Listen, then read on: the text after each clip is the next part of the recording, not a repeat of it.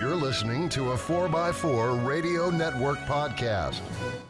This month's Centresteer podcast is sponsored by Commonwealth Classics. Commonwealth Classics is a direct importer of classic vehicles from Europe and South America, and it has a rotating collection of rare and unique Land Rovers. Their showroom is located in Virginia, just 45 minutes from Washington, D.C. Visit cwclassics.com to view their complete inventory of classic vehicles. And be sure to follow them on Instagram at Commonwealth_Classics. The airborne herringbone tweed seats caught my attention. Pretty sharp.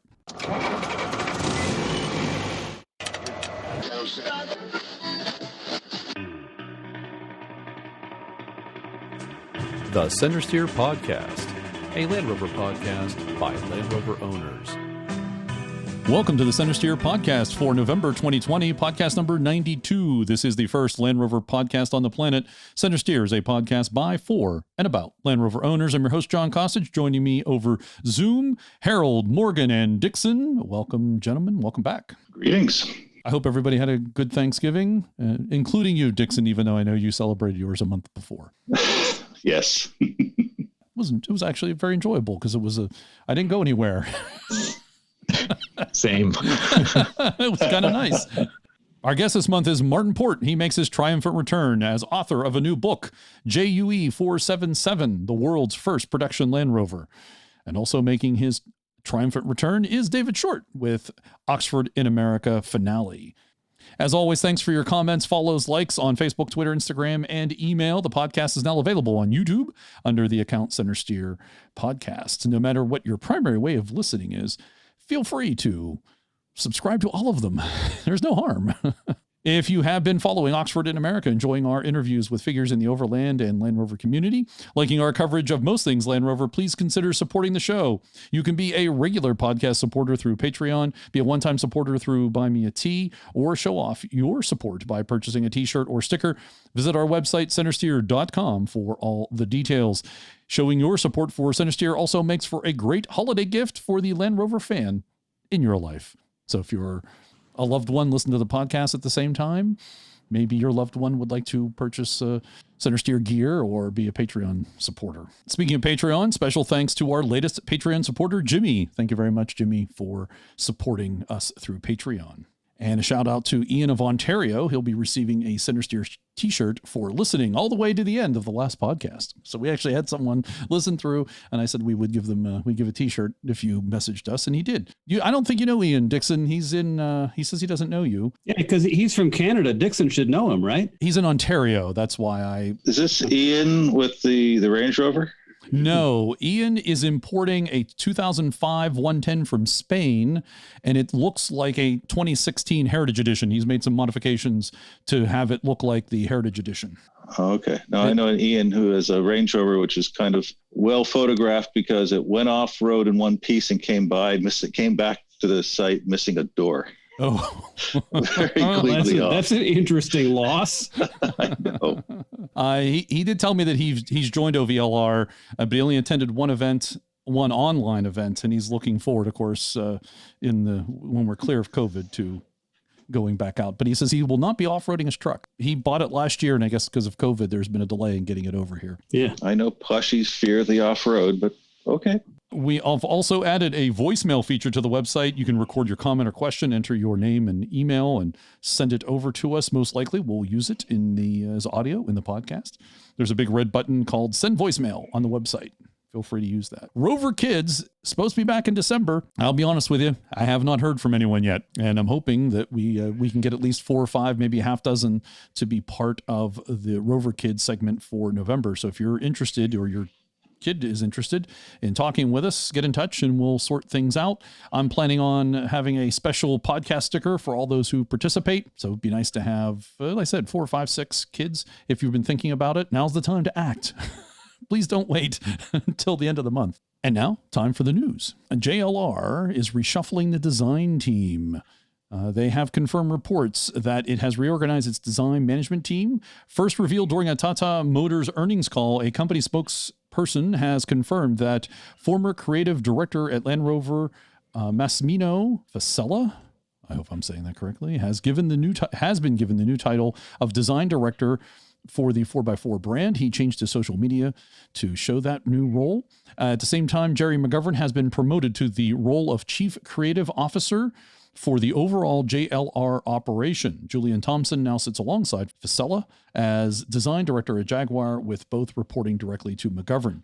It's speculated that McGovern's role could be more of an advisory one, as he turns 65 next year, the mandatory retirement age within the Tata Group. I think I feel sorry for Jaguar. Though it'll achieve his dreams, my God. Jaguars will all look like Land Rovers, and they'll all have the same image. Autocar had a good, I thought, analysis article. To the casual observer, the restructure of the design leadership at JLR might not be much more than the internal house management and a reward for McGovern's unusually successful long run from a 1985 MG concept to the next Range Rover. However, the changes put in place under the management of new CEO Thierry Bolloré mark a shift for the company in combining JLR design activities under one roof, given both design directors now report to McGovern. A single design studio, it's argued, makes more operational sense and helps Jaguar avoid the limitations of operating as a small standalone operation. Indeed, as Bolloré and his team work intensively on their restructuring plans for JLR, one source has also floated to Autocar that the most radical suggestion is for Jaguar to be folded into Land Rover operation, making it a genuine single company for the first time, although this is something that JLR denies. It would be huge change for the brand, which has managed to retain its independent identity during its tumultuous 50 years.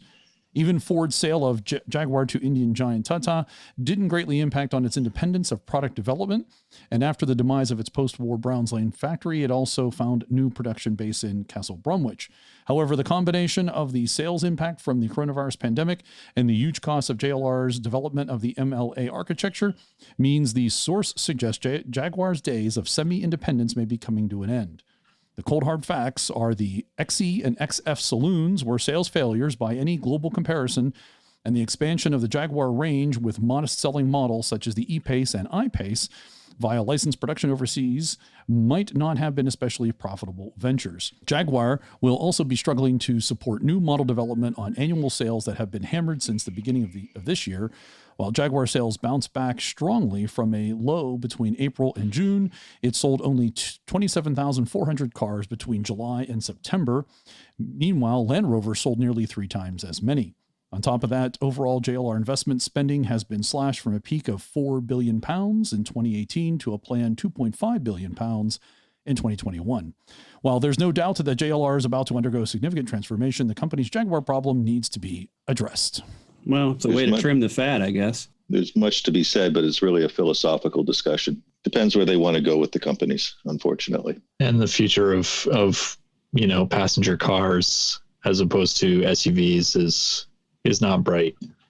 Yeah, I almost think it'd be better for everyone concerned if they just sold off the Jag brand to somebody else. It would probably make some sense. Well, it would free up assets within Land Rover, and it would allow someone who actually cares about cars to focus on Jag. I think the only problem there, Harold, is who cares about cars? Unfortunately, it doesn't seem like consumers do. I think that's the actual bottom line problem. Yeah, it needs to be an outstanding car, and they haven't done that in a long time. People will still buy a car if it makes sense, and there just haven't been that many that make sense. And given everything else being equal, they just gravitate towards crossovers and SUVs. Moving on, JLR wants to ban U.S. imports of certain Audis, Porsches, and Lamborghinis. A Jaguar Land Rover lawsuit seeks to block United States imports of certain Volkswagen model SUVs, claiming the German automaker illegally copied its terrain response system. JLR is asking the U.S. International Trade Commission to stop imports of Audis, Lamborghinis, Porsches, and VW SUVs, claiming their use of systems that change vehicle parameters for different types of terrain represents patent infringement. The vehicles specifically targeted by the lawsuit include the Audi Q5, Q7, Q8 e-tron, and the A6 all-road wagon, Lamborghini Urus, Porsche Cayenne, and the VW Tiguan.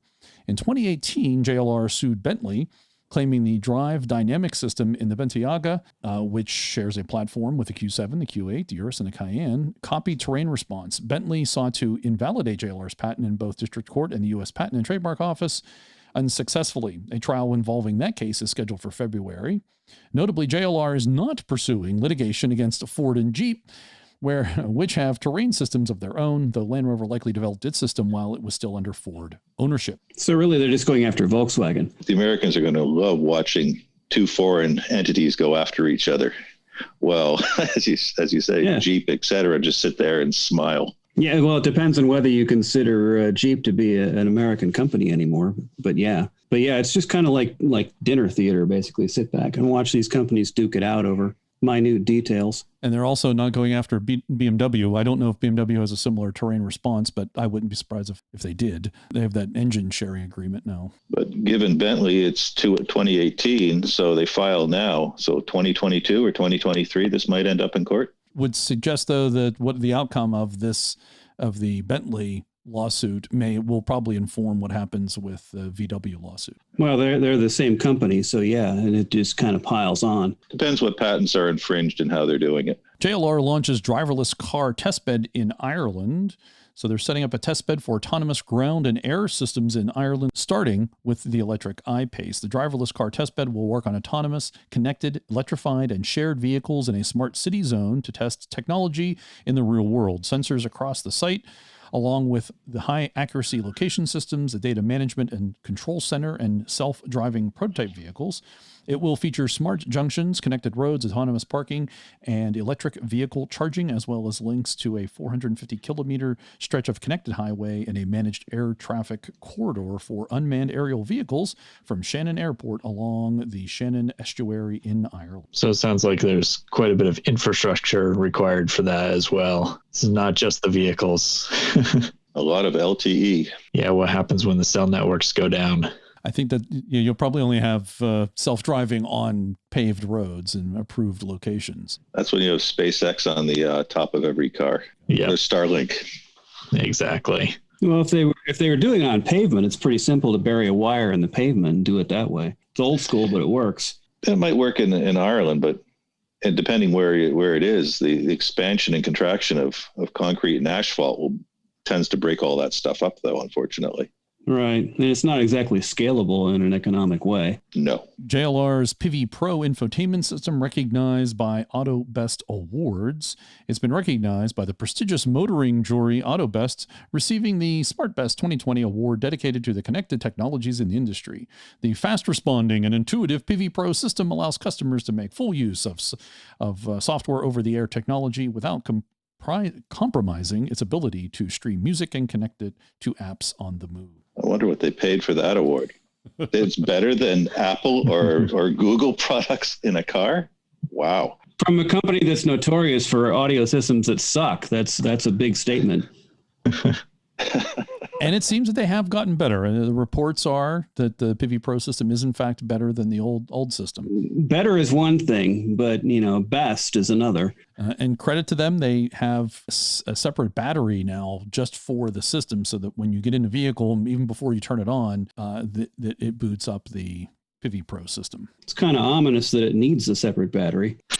Dana supplies high-performing Spicer AdvanTEK axles to new Land Rover Defender. Dana Incorporated announced today that the new 2021 Defender features Dana's latest Spicer AdvanTEK axles, which are designed to deliver improved performance and greater power density in a compact package. Dana's association began when Land Rover specified Spicer front and rear axles in the early 1980s and continued through 2016 when the original iconic vehicle was discontinued. The all-new Land Rover Defender reemerged in 2020 and once again specified Dana's robust Spicer axle designs. Now, is that actually correct? Early 1980s. And when was the Salisbury introduced in Land Rovers? I would have thought a little earlier than that on the Series 3. 70, well, whenever the Series 3 came out, 73, I guess, in the 109s. Yeah, because those are all Dana. Yeah, that's a Dana 60. Axles. Yeah. Yeah. Well, it's made by GKN, but they license it from Dana. But you can actually swap a lot of internals between the Salisbury and a Dana 60. Yeah. There is mention later in this press release that the Bob Pyle, Executive VP, President of Light Vehicle for Dana Incorporated, we are pleased to extend our 70-year relationship with JLR and once again supply advanced technologies to this iconic vehicle platform. There you go. Yeah, well, they made the prop shafts and such, yes, forever. So that's probably the 70-year part of it. Yep. And 2020 Land Rover Discovery and the Evoque MHEV recalled in the United States over electrical failure. If you own one of those equipped with a mild hybrid system, this is likely you will have to take it back to the dealer for repairs. There's a safety recall. In the description of the defect, NHTSA has noticed that the metal oxide semiconductor field effect transistor, MOSFET, could fail due to an electrical overload event in the 48-volt system. This could cause an electrical cascade failure of the DC-DC converter, although I wonder if it shouldn't be, in fact, be AC-DC. It says DC-DC converter. No, it's a DC to DC. It's DC-DC? Yeah. Okay. Made by... It's basically, it's a voltage transformer that's DC. And that could lead to a short circuit and increase the risk of fire. In extreme cases, the occupants may notice burning smell and or smoke coming into the passenger compartment from the converter. The electrical discharge will be highlighted by the battery warning light in the instrument cluster. Cascading failure is a fancy word for releasing the magic smoke. A total of 3,048 vehicles have been included in this recall in the United States, with 100% estimated defect rate, including 365 units of the Disco Sport, 2,683 of the Evoque. All were built between November 2nd of 2018 and October 2nd of 2020 and feature the mild hybrid system. Land Rover's authorized technicians will install new software, which is said to mitigate the condition. Kind of sad that the number is so low. Yeah, exactly. 3,000. I'm used to seeing recalls of 1 million cars of here or a couple 100,000 there, and here's 3,000. You could also make the case that they're doing it quickly as opposed to waiting until they're forced to, which is often why the numbers are so big on a lot of recalls. Yeah, true. It depends. I was just hoping for better sales. Well, yeah. Special submodel of those also. It's the specifically relating to the mild hybrid. And don't forget, sales were impacted, at the beginning for almost a year because of COVID. It's that 100% failure rate that's still sticking in my mind. Yes, I think we all noted that one. Yeah, hard to miss. UK to ban new gas cars by 2030. So Britain will ban the sale of new gasoline and diesel cars by 2030, a decade earlier than its previous commitment. The Prime Minister said Tuesday Boris Johnson made this pledge as part of the plans for a green industrial revolution, and he claims could create 250,000 jobs in energy, transport, and technology. The government said sales of new gasoline and diesel cars and vans will end in 2030, though hybrid vehicles can be sold until 2035. The plan is 5 years more ambitious than the one announced by California's governor in September, which will see the sale of new gas-powered passenger vehicles banned from 2035. Which means in 2030, the used car market's going to get much better. You need a crystal ball, but to me, this is a lot of political posturing at this point in time. In what way? Because companies are moving to make this happen. They are moving, but this politician just is Johnson going and saying, let's do this five years earlier so I can get some press release and so on and look better than California, when I have more faith in California actually carrying through and doing half of what they suggest they're going to do. Well, California is a bigger country. That's true. That's true considerably. Well said, Harold. Well said. Yeah, both geographically and economically. It's just has much more might to make things happen. We've added this to our list, of course, of countries, cities, and areas that are banning internal combustion engines. I'm not going to go through the whole list, but let's not. Yeah, it's growing, and I think 2035 or 2030 now. Looking at this, Amsterdam's 2030, Ireland's 2030, Norway has a goal of 2025. I think that's the earliest. German government is 2030. India is supposed to be 2030. Companion to that, coincidentally, Ineos signs hydrogen fuel cell deal for its off-road vehicle. Ineos and Korean automaker Hyundai have agreed to work together on hydrogen fuel cells that will eventually power the British chemical company's new off-road vehicles. They will collaborate on developing a reliable supply of hydrogen in Europe, as well as using Hyundai's fuel cells in Ineos vehicles, which is called the Grenadier. Ineos also plans to produce a version capable of running with zero carbon dioxide emissions to meet tightening environmental standards around the world, and it believes that electric battery power will not give it the rugged capabilities in areas with patchy electric supply. Hydrogen fuel cells power electric motors with water as the only emission. Many companies are betting that hydrogen will be the dominant technology powering larger vehicles, from buses to trains, because it offers higher energy density compared to lithium-ion batteries. Promoting a hydrogen supply chain could also benefit Eneos' existing chemical business, which already produces 300,000 tons of hydrogen a year. Yeah, it's that supply chain that's the big sticker on this deal. Hydrogen's a great fuel. You can either for fuel cells or internal combustion. There, it's good in every regard. But yeah, it's that distribution thing that's the killer. It doesn't transport well. Hydrogen works right through steel. It embrittles metals. It has to be kept really cold. It'll be very interesting to see how they take up the challenge of creating this supply chain. Kept really cold or at a very high pressure and stored as a gas.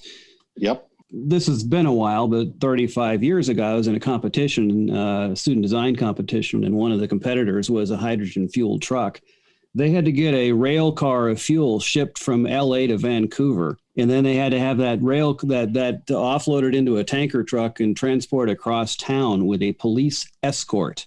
That tank of fuel cost them $30,000. Mind you, it was 6 months after the big Challenger explosion, so people were a little bit sensitive about liquid hydrogen back then, but still. Was that Ballard that was doing that? No, it was a little university in Japan that had in cahoots with Hino, actually, that did this. Actually, a really cool system, but yeah, it was.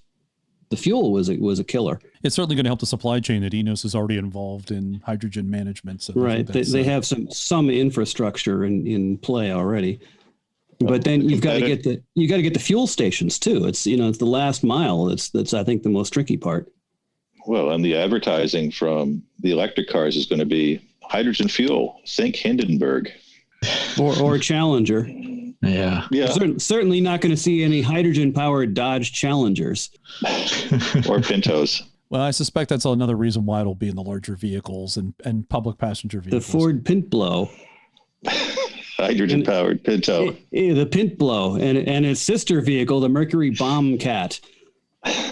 Although with autonomous vehicles coming, it also may be good for that. You're especially going maybe long distances, because if your person's not driving and the computer's good enough, reduce your chance of collision. The computer's good enough. There's a good if for you. That's humans are computers too. So they fail. And electric computers will fail too. Depends on how they're programmed. All right, we'll move on to some Defender news, and this is from The Drive. We talked about this stuff last month, but I thought The Drive summed up some of the new Defender news a bit, and thought I'd bring it back up again because, we like it.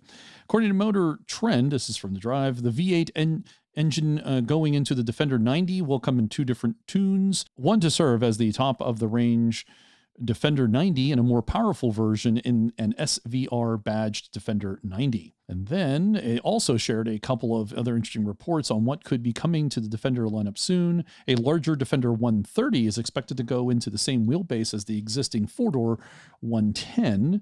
The 130 will have a third row with seating for 8 plus more cargo room, but the shared wheelbase with the 110 means that it won't need to reinvent the wiring harness or drive shaft layout. Also, Motor Trend reports that a diesel version of the inline-6 Ingenium engine is coming, but don't expect us to get the delightfully torquey special over here in the US. Of course not. In its place, the report says we'll get the sweet 398 horsepower plug-in hybrid Defender P400E to come to the US in 2022. And then the Detroit Free Press did a review of the 2020 Defender, and it's entitled Challenges the Wrangler Bronco with New Looks and Tech. Read a bit of it, but I'm going to let you listener, go out and check the rest of it if you like. So possibly the most Newtonian vehicle ever produced, the 2020 Land Rover Defender, is an equal and opposite reaction to other SUVs, motion to become ever more at home in upscale grocery store lots and valet lines outside restaurants. Ike Newton's second law of motion in vehicular form, the Defender is Land Rover's existential counterpunch, built to ford raging streams and cross burning sands that would devastate other brands' soft rotors. It kind of goes on in that vein. I'll skip ahead, though, to just one thing to mention, because they got something wrong. Imagine that. I know, which kind of calls into question other things. The numbers 90 and 110 refer to the original 1948 model's wheelbase. Yeah. Okay. But now they're just familiar names. Detroit Free Press, no, they do not. Mark Phelan, that is not correct, sir. The 90 and the 110 refer to the wheelbase of the Defender when it became Defender. So I have a 90, really. Actually, when it went coil spring in 1983 is when those numbers came into play. The stage one. Yeah. Well, no, stage one was a 109 series truck that was leaf sprung. Yep. When they went coil spring, they just became the Land Rover 90 and 110. The 110 is the actual wheelbase. The 90 is an abbreviation of 92.9. rounded to a nice number. For some reason, they didn't think they could sell the Land Rover 92.9. So to finish up this article here on the Detroit Free Press, the Defender isn't cheap, but it's still a pretty good deal. A similarly equipped and capable Mercedes G-Class will cost far more. Jeep Wranglers will be in the same neighborhood. I expect that will also be true of the Ford Bronco and new Jeep Grand Cherokee next year. If you want to read more, feel free to go out and check out the Detroit Free Press. We'll have a link in the show notes. And Carlisle did a cool thing. I think it's cool. It's the new Land Rover Defender versus old Land Rover Defender tug of war. Right on. The model we have here is powered by a 2.2-liter turbocharged diesel engine. So it produces 122 horsepower, producing 360 Newton meters of torque. Everything in this old Defender is manual, from the gearbox to the low range mode and the locking center differential. Matt, who is the author, I guess, he's the video presenter, will have his hands full keeping everything in check. So that's the kind of the written part there, but you can go watch the video. It's fun. It's like 5 minutes. Not surprising. The new Defender wins every time. One question. Do they weigh the same? They do not. The new Defender weighs about 500 pounds more. I think it's 2 ton and 2.5 ton. There you go. So traction always favors the added weight. Either the new Defender has double the torque. But that's the problem. The thing is, grip is what's needed. You can have all the torque in the world, but if you can't contain that torque and put it to the ground and have grip, it does you no good. If you remember a few years ago, there was the big video, the Defender versus the Dodge Ram, and the Dodge lost for that very reason. It had no grip. I'd be curious to see that. I'd expect the new Defender with all of its computers and everything, assuming they work, would win, but I'd like to see the test again with 500 or 600 pounds of sand in the real Defender. Yeah. Equal weight, equal tire size. Preferably equal tires. Oh yeah. Wouldn't more torque win out? Only if traction were equal. So you're saying if you had the equal weight in both vehicles and you had the same tires as close as you can get in both vehicles, that the new Defender would still win because it has double the torque. Assuming it could get better traction, then assuming those electronics make it work. It's going to rely on electronics to go and start and stop those wheels and so on. And if there's any flakiness in there for whatever reason that time, the other Defender is going to beat it because of the continuous application. Now, does the new Defender have lockers in it? Yes. Okay. Well, then your old Defender would have to have lockers in it too. Yeah. Again, you have to. Yeah, it has to be an equal competition here. Because it's about containing that torque. It's about grip. It's not about how much torque do you have. Upcoming vehicles, 2021 Range Rover Velar arrives with new engines and revamped cabin. Back in September, it was announced that the Velar would be receiving a plug-in hybrid powertrain for the first time as part of its 2021 update. The automaker has now shared all the details, along with the new mild hybrid inline 6-cylinder engine. The Velar, which is positioned between the Evoque and the Sport models, now comes with the latest Pivi Pro infotainment system, over-the-air updates, and an even quieter cabin with active road noise cancellation. The new 3-liter Ingenium 6-cylinder engine is offered in 2 states of tune, with both employing an electric supercharger along with a twin-scroll turbocharger. All right, what's a twin-scroll turbocharger? Sounds like some sort of compound double turbo. The mild hybrid system makes use of a belt-integrated starter generator that harvests energy usually lost during deceleration.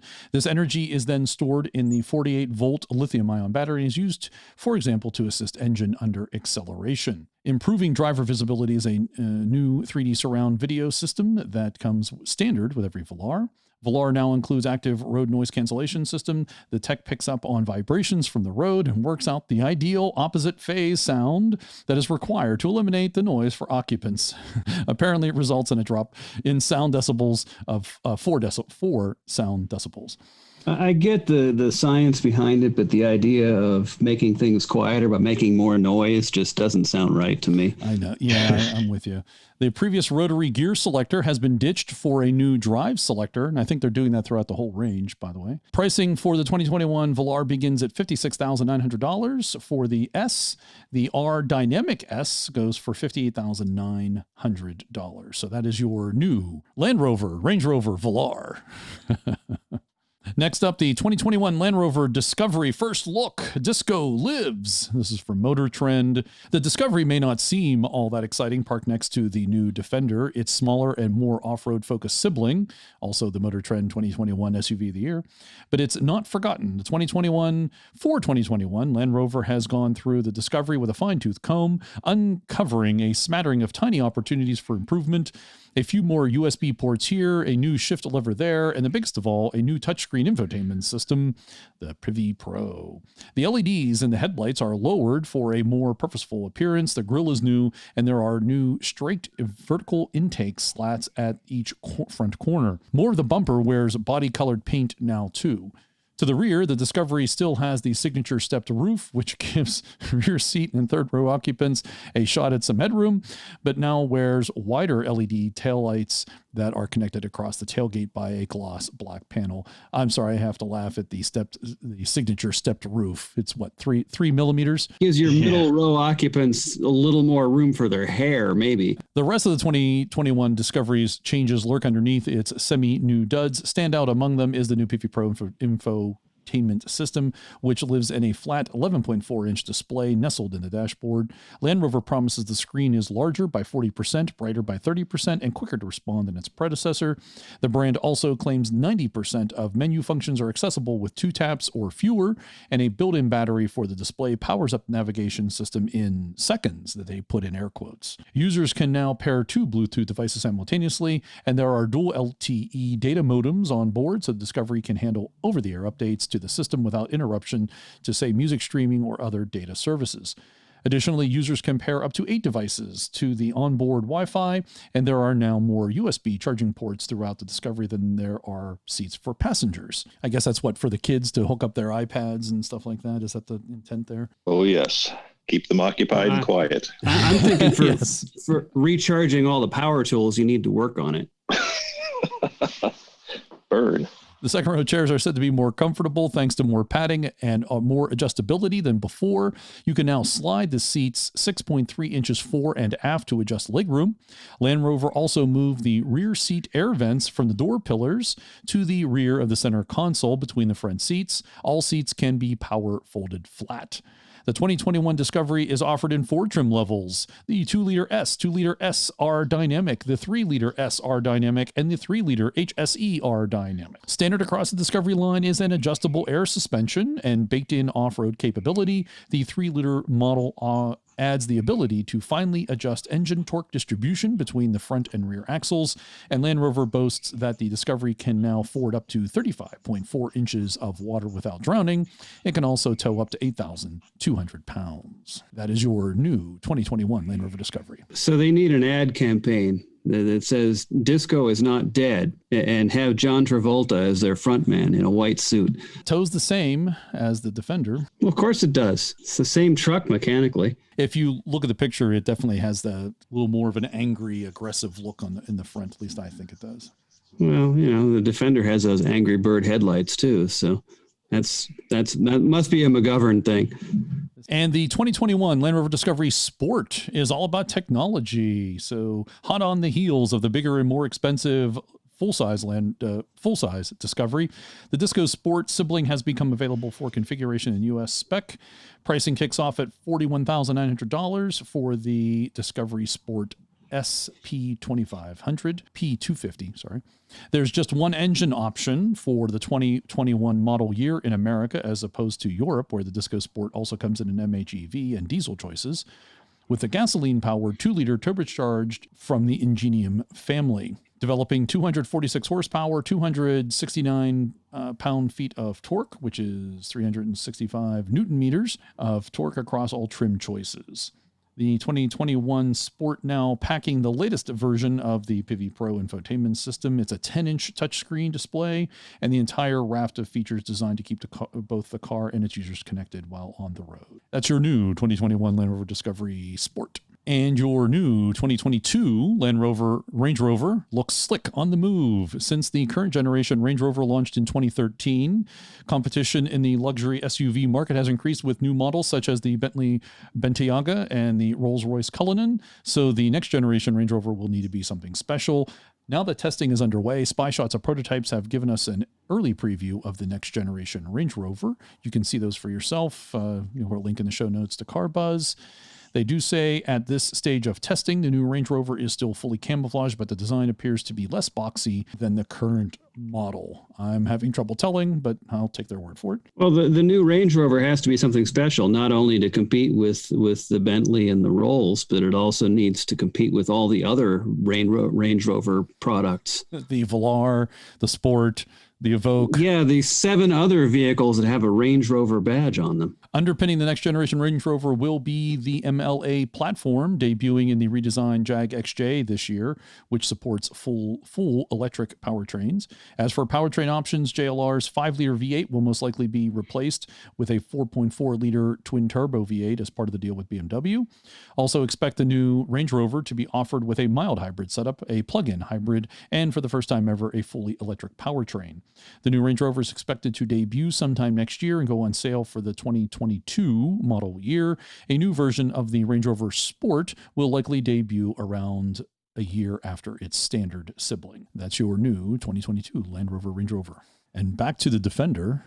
You may already know about this. TfL Car has been providing updates on the kind of entry-level Defender that they had purchased to use for a year and have stories around it. And they posted a update, I think about a week ago, based on when we're recording this. And I'll read you a little bit from the article and we'll talk a little bit about the video. The TfL team took delivery of the Land Rover back in the beginning of October. A defective module ended up being the culprit for the camera issue, and while technicians were able to work on that check engine light that came on once again. Through a thorough investigation, including Land Rover engineers working from the UK to solve the problem, they determined the engine was operating outside its parameters. Those involved provided no further detail other than to say that the best course of action was to install a new engine. That revelation hardly sits well with a buyer of any brand new car, so they ultimately decided to try to get another similarly equipped Defender. By this point, we'd already approaching the far side of November. While the Land Rover PR team has been thoroughly engaged and communicative through the process, matters ultimately took another newsworthy turn. Take a look at the latest video to see how things are going now. It's a complicated situation. And again, we do want to emphasize that Land Rover is diligently working to fix it. That said, we're also keenly aware of how the situation would play out if we weren't in our unique position. Particularly, the scenario would look dramatically different if we didn't have access to other vehicles, and this Defender was our only means of transportation. Nonetheless, we'll continue to keep you updated on how things are going. And if you watch the video, they're looking to have get on their third Defender, although they really didn't get the second Defender. Second one wasn't their fault. So the original one that they had, the Land Rover said we're going to put a new engine in it, and the TfL gave guys them the choice. And they gave them a choice, and they could turn it back in and get their money back. They could get a new engine. I forget what the third one was, or get a new Defender. They chose new the new Defender, almost identical spec. Yes, thank you. And that's the route they chose because they do. Yeah, and you can watch the video for explanation of all that and why they chose what they did. But then getting that new spec Defender, which is going to be a different color, was a blue one. It came in. They were going to have a winch installed, and in getting the winch installed, someone cut through the wiring harness. Which is First they did. That's the fascinating aspect, that cutting into a wiring harness by mistake rendered the vehicle completely unserviceable and inoperable. They trashed it. I mean, they wrote Which it is off. expensive for the dealer, and nothing on JLR. JLR is still very transparent. I think they're doing quite well on this one. I agree. Despite the engine issue, but so what is now the second vehicle, which they never took possession of because it was getting a new winch put in. Actually, wasn't it the second winch? Didn't they get a winch put in, and then that winch failed? They got another winch from Canada. The winch didn't. They had there was a fault. There was a fault with the winch, so they got another winch in, and that went in. They damaged the harness with the second winch going in. Wow. Yeah. So now they're looking to get a third one. Third new Defender. Wow. And it'll probably be not the same equipped one. It'll probably be slightly more equipped, probably a little more luxurious. So it's 6 months later, quick. So 6 months later, they've driven a Defender maybe 50 miles. 167. Okay. Does sound like Land Rover is kind of doing right by these folks. So that's, which I think probably maybe it's because they have more of a platform to do that. Because I did see of someone buying a new Defender and the windscreen shattered pretty quickly, cracked pretty quickly. Oh, trying to be a Freelander, it was. I did post that actually. I said, I went through 5 windscreens on my Freelander. I think for a new model that's out, as the first year of the model, I think they've had actually pretty good reliability with it from at least the incidental things I've heard. Well, I haven't heard of any other problems with these things. Locally, I've heard none of them have been back at the shop or had any issues and so on. So the TFL folks they're unlucky. Yes, I think so. I wonder if it's not because it's that entry level model. They had an odd spec. It's an entry level model, but it has all the off-road goodies on it, but it doesn't have any of the luxury items on it. It was a special order type of one that you can get, but they had to wait for it. And then COVID and all the slowdown made it work out for them in that sense. I'm wondering if maybe there's some coding that was wrong because of the model possibility and making it go out of parameter on the engine. It sounds like Land Rover is definitely going to take possession of the vehicle. And I just wonder what they mean by out of parameter. That's a very vague statement. Bad bearing. Who knows? Yeah, I'd be curious to know. I would assume that, being in, having a connecting rod go out the side of the block would be outside of the normal operating parameters. So, but isn't this Ingenium engine used in other things too? It's not a brand new engine for this, or is it? Well, maybe this. No, I don't even think this size of Ingenium, but the Ingenium platform has been around for 5, 6, 8 years now. It's an unfortunate QA issue for them. Yeah, I follow at least one new Defender group on Facebook, and there's been some people having some issues, but this is certainly the biggest one I've heard. It's unfortunate, and hopefully this gets resolved. I'm sure Land Rover will take this vehicle back to Sully Hall, strip it down, and try to figure out what happened. They may not know. That may be just it's outside of its parameters. They may not know. Taking it back and to the factory, giving it a full diagnostic and overview may reveal what the actual issue is. Well, the engine's certainly going to go back regardless of anything else. And finally, Land Rover 110 Parente is in the U.S. I happened to see it's on Four Wheeler Magazine. Matt Jackson brought his 1989 Land Rover 110 Parente to the 2019 Four Wheeler Overland Adventure. It's a right-hand drive, was outfitted with backcountry accommodations, just the right amount of modifications to allow him to navigate the trails of Arizona. And he has a rooftop tent to it, and it looks, like a Defender, except it has a canvas top and with a rooftop tent. And we heard about the Parentes thanks to our friends down in New Zealand, and apparently there's one here in the U.S. And I think there's a few of them here. There's a bunch of them here. There's a few of them in Connecticut. The Parenti's been up to the birthday party. Yeah, most of them you won't know they're any different until you pop the hood and see the big Isuzu under the hood. Or look at the badging on the front side, but I'm assuming the badging's still there. Yeah. Well, this one will be in Four Wheeler Magazine. That will come out in January of 2021. So if you want to check out that for Four Wheeler Magazine. That is the news for November 2021. And now back for the final time for Oxford in America is David Short. Welcome, David. Thanks, John. Great to be back. It is. It's been a full year of Oxford in America, and it's over. How do you feel? I'm relieved. I'm sad. I'm happy. It's the whole mix of emotions, if you can imagine. Absolutely. Yeah, it's been a year. I felt that way after a week having it here. Yeah. And you are no longer in possession. The responsibility has been lifted from your shoulders. Is that correct? That is correct. I am no longer in possession of Oxford. Oxford is in a holding warehouse in New Jersey until December 8th.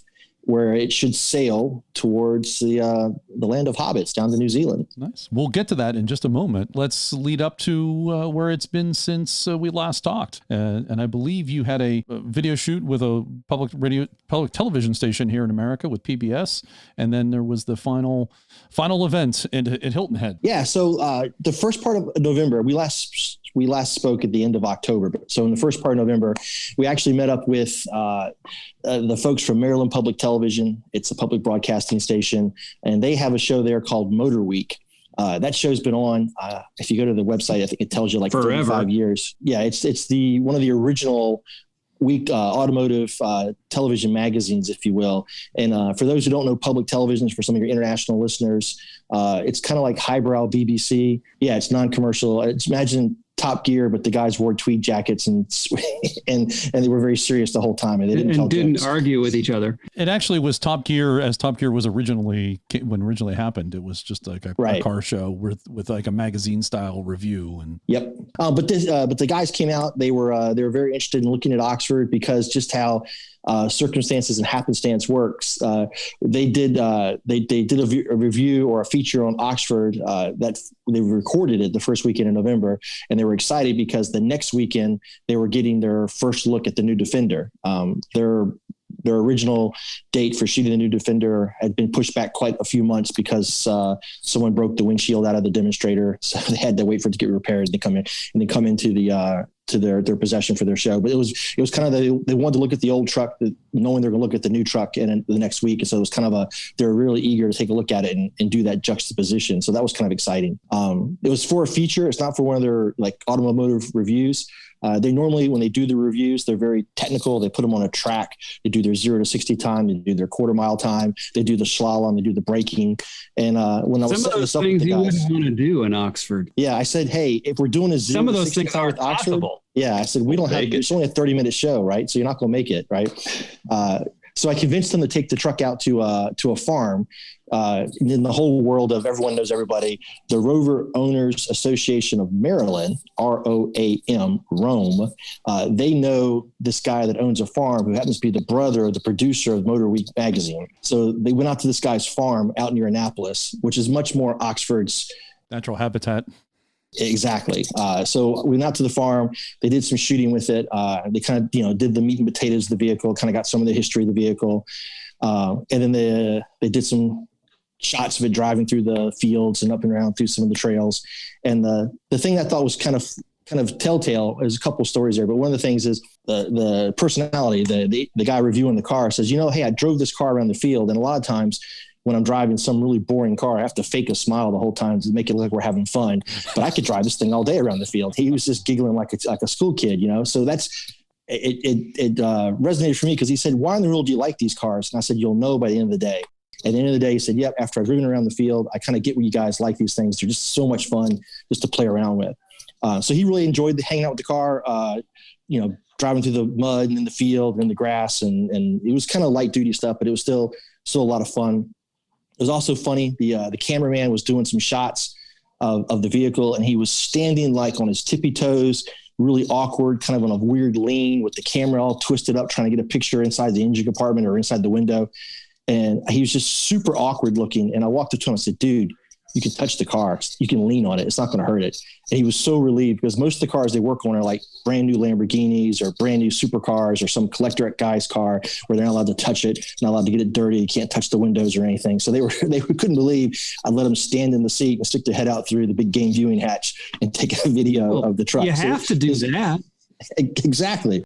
So the guys were really kind of having a lot of fun with the vehicle. Yeah, it was just totally not their normal kind of vehicle, and they were having a lot of fun with it. But after we did the video shoot, which lasted a couple hours, and like a lot of things television, we shot for a couple hours. It's going to be a 7-minute on-air segment, but that's just how the math works in video production. But then the Rover Owners Association of Maryland crew rolled in, and we had an afternoon of kind of just rolling around some trails with those guys, everyone taking a picture with the truck, kind of visiting with it. It was a great afternoon. We ended up at some shop out in the Annapolis area, Davisonville area, and had some dinner and just kind of socialized, and everyone took pictures with the truck. It was just a great day. Mike came up from Central Virginia with myself, Mike McKeag, and we drove it all the way over there from Annapolis, from my house, which is the other side of Washington, D.C., It's about an hour and 45 minutes. And truck did great. A lot of highway driving, which isn't Oxford's forte, but it did it fine. And it was great weekend. Did you have a support vehicle? No, we just took, Mike drove it to the house. We got in Oxford, crack of dawn, and just head off. And by that time, I mean, Mike and I have been whittling away on this thing forever. We had a lot of confidence in Oxford by this point. We know it's running great. We were really feeling good about it. We knew coming back, it was going to be dark. And with the headlights and the driving distance, we would have just as much time to get home before the battery went dead. And true story, by the time I was getting back to my house, we were like 6 or 8 blocks from the house, and the battery was going dead, because every time the engine would go to an idle at a stoplight, the lights would all turn off and you start pulling away, the lights would come back on again. So we had just measured the battery time along perfectly. So no problems whatsoever. So that was that weekend. It was a great weekend. It was just a good light duty social weekend.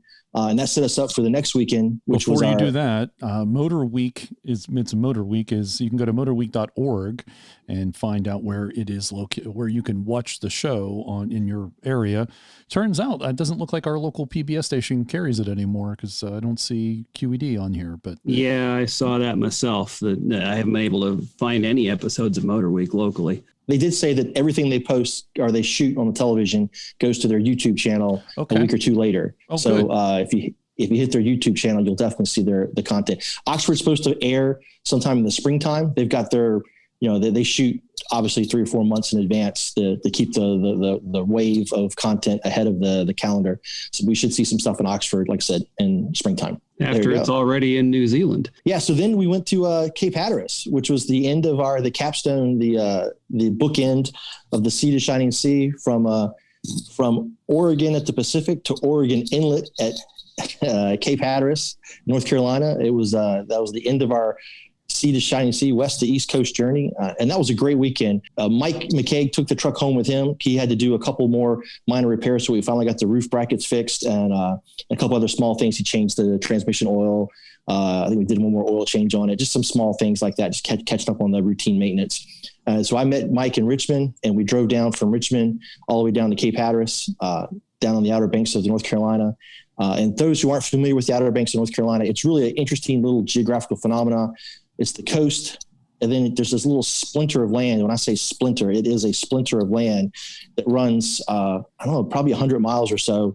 It kind of goes out into the ocean, and then it kind of runs about 100 miles south, and it kind of kicks back in. When it doesn't make a continuous path, because it kind of falls apart to an archipelago, if you will, down south of Hatteras, you can ferry between the islands, but you can't continue to drive. But at points, the land's only a couple hundred meters across. Probably at its widest, it's a half mile across, maybe a kilometer across. So it's really kind of a narrow strip of land out there in the Atlantic Ocean. But it's good fun. They let you drive out on the beach there. And so that's what we did. We took Oxford down there. We stayed at the Oregon Inlet Campground. We used that as our base camp. We got up in the morning. We had about 20 trucks that met us there, 20 friends from around the area, around the area that came in to say goodbye to Oxford. We all started driving from Oregon Inlet down toward Hatteras, down toward the lighthouse, the famous lighthouse. I think it's the tallest in the United States. And we just drove down the beach, kind of saw the sights, enjoyed running around the sand, crashing through the waves. You may have seen Atlantic British did a quick article. Jeff Fitzgerald was the photographer, caught a great picture of Oxford splashing in the surf. That was a lot of fun. And just really enjoyed ourselves out there for a day. We took some lunch with us, and just hanging out on the beach. It was a great November day on the beach. It's like 70 degrees, low 20s on the Celsius, and sunshine. We're there in short sleeve shirts, kind of kicking around in the surf in late November, which was just kind of an amazing weekend, just enjoying ourselves. Spent the whole day there just kind of taking pictures, and we stopped midway through the day. We popped some champagne, said a few kind words to each other, a lot of thank yous. We said thank you to the Centresteer podcast, even though you guys couldn't hear us. We did say thank you to us down there. But anyways, it's just a great time. Everyone came by, took pictures, beverages and sandwiches on the beach, and a picnic, watch the sun come up, watch the sun go down over the water. Just a great weekend. Any non-Land Rover people, stop you or? Yeah, a couple people at the gas stations, as you stop in, they want to know, what kind of vehicle is that? have that. Someone like to buy that from you. How much you selling it for? Yeah, you can't afford it. Yeah. We did have a small problem. The park, we were in the national park campground. Oregon Inlet Campground's a national park campground. And the park ranger wasn't too happy with the fact that Oxford was drawing a crowd. So they drive around the campground, their little golf cart, and they're trying to enforce all the rules. And they come around the corner and there's like 20 trucks parked on the place where there's not supposed to be 20 trucks, and everyone's out looking and poking and taking pictures. And there may have been some beverages there and stuff of that nature that they don't like. And so we kept getting on the wrong side of the park ranger. Yeah. Toward the end, they figured out what in the heck this was all about. We weren't just some rabble rousers. And they became quite interested in the vehicle, and they were quite excited about the opportunity they missed in hanging out with us. But that was a good time at the campground. And like I said, we got a lot of great pictures of the Oxford out on the beach, out on the surf, out on the sand. So it got into the salt water. Yes. Nice. Yes. How far up the wheel wells did you get into? We just splashed. We just kind of went through the waves. We crashed on the beach, and we drive through the wave on the beach, but we didn't get out into the water. Although we did catch a little heat online on our Facebook group about, hey, you guys are getting Oxford all salty, that's going to destroy the car, et cetera, et cetera. And we're like, yeah. But so I did shoot a little video, kind of tongue in cheek, when we got back home, of me cleaning the car, getting it ready to go back to. Of course, when it goes back preparing for shipment, when it goes to New Zealand, you have to clean the vehicle. No salt or sand or animal products or vegetation. It's all part of the international shipping exportation rules. So we were going to do that anyways. But when we did that part of the cleaning, I did a short video and had a little, surprise. As some people forget, or some people don't know, that I'm a firefighter. So I did a little intro, shot the picture of the truck, and they said, how in the world we're going to clean it? Then I popped back on the screen with my fire hose, and we washed the truck off. The video of me washing the truck with the fire hose. It's kind of funny. I did see that. That was good. The advantage there is you're cleaning the inside as well as the outside when you do it that way. Right. Yeah. The magic of television. First take, I didn't get the front door shut right on Oxford. So when I came by with the fire hose the first time, the front door blew open, and they were all inside the truck. But as whatever, it's going to get cleaned anyway. So it wouldn't have made a difference. No. It did not much make a difference at all. But it always would get washed out anyways, and it did. So it just kind of sped the process up. So, good times, whatever. But yeah, we cleaned the truck all up, and got it all. Spent a long time with it, pulled the floor pans out, seat panels out, and pressure washing, soap, the whole works. Got it all spick and span cleaned up. Shot a video of its condition for the folks in New Zealand, and for Adam. Got that published today and published off to those guys. And then I drove it up to New Jersey last weekend. Went up there Monday and put it on the trailer, hauled it up New Jersey, and dropped it off in the deepest, darkest parts of New Jersey. This was not a confidence-inspiring handoff, to say the least. I spent a year with the truck. It's a very valuable truck. I've kind of grown a little emotionally attached to it, maybe too much so, because it's just a piece of mechanical equipment. But, we're all Rover guys. I think you understand. And I'm having to let go of this thing and give it to this guy who's standing outside a building with the addresses painted on with like brush paint on the outside of a warehouse where the windows are knocked out and covered up with cardboard. In a part of New Jersey where you're afraid there's no cars with hubcaps around, right? And there's just a parking lot full of wrecked cars, and this guy's moving cars around the parking lot with a forklift. He stabs them with the forklift and picks them up. And he goes, "I'll take your car next." I'm like, whoa, brother. Yeah. I may be in the wrong spot here. And they said, no. And of course, they were all Russian, and they didn't speak very good English. And eventually, guy working the lot could tell I was a little uneasy, and I was hanging around the vehicle. And they asked me if I wanted to drive the vehicle around to the back of the lot. And of course, I did. So I got in the vehicle, him in the vehicle, and we drove through the lot of junk cars and wrecked cars around the back, through this other lot, and into this warehouse. And when we got into the warehouse, it was like out of the movie Gone in 60 Seconds. We're in this warehouse. It's a dark and seedy warehouse, but there's classic cars of every make and model and genre stacked up, parking space after parking space. And back there at lot C, space E, we pulled Oxford in next to some old-timey 1920s vehicle, and that's where she sat. And I felt a whole lot better once I saw she wasn't out in the front yard with the cars being moved with the forklifts. She was in the back with all the classic automobiles. Was there a chalkboard with a bunch of girls' names written on it? I did not stick around that long. They wanted me out of that warehouse as quick as possible. Of course they did. I wasn't authorized to be back there. But it was pretty funny. It was a good look, and I felt really good about getting rid of the vehicle there and at that spot rather than out front. But yeah, now she's in the care of West Coast Shipping, where she'll be put in a container and put onto a seafaring vessel and shipped all the way down to New Zealand. And so, like I said, it was I'd turn around and take one more look before I walked out of the warehouse to make sure that she was still where I left her. You know, it was kind of a sad moment. And I got back in the car and I headed home. It was a long drive home with a radly empty trailer. But that was the end of the Oxford adventures. Is it going through the Panama Canal? I don't know. I think so, but I'm not positive about that. Unfortunately, my GPS tracker for the vehicle, I called the company that I got the tracker from, and they just do CONUS, continental United States tracking. They don't do anything out overseas. Otherwise, I'd left it on there and tracked it through New Zealand. So I pulled the tracker off because it was no good going where it was going. So I can't track the vehicle at all any longer. So I don't know. I'm sure Adam will be tracking the ship, though. I'm sure he will. He's pretty savvy about those things. Do you have a sense of how many miles and that you put on Oxford while it was here? Absolutely. Yeah. So we did check the logbook. I checked the logbook as we were finalizing the last few days, and our trip from Oregon to North Carolina was just north of 5,000 miles, 5,500 in that area.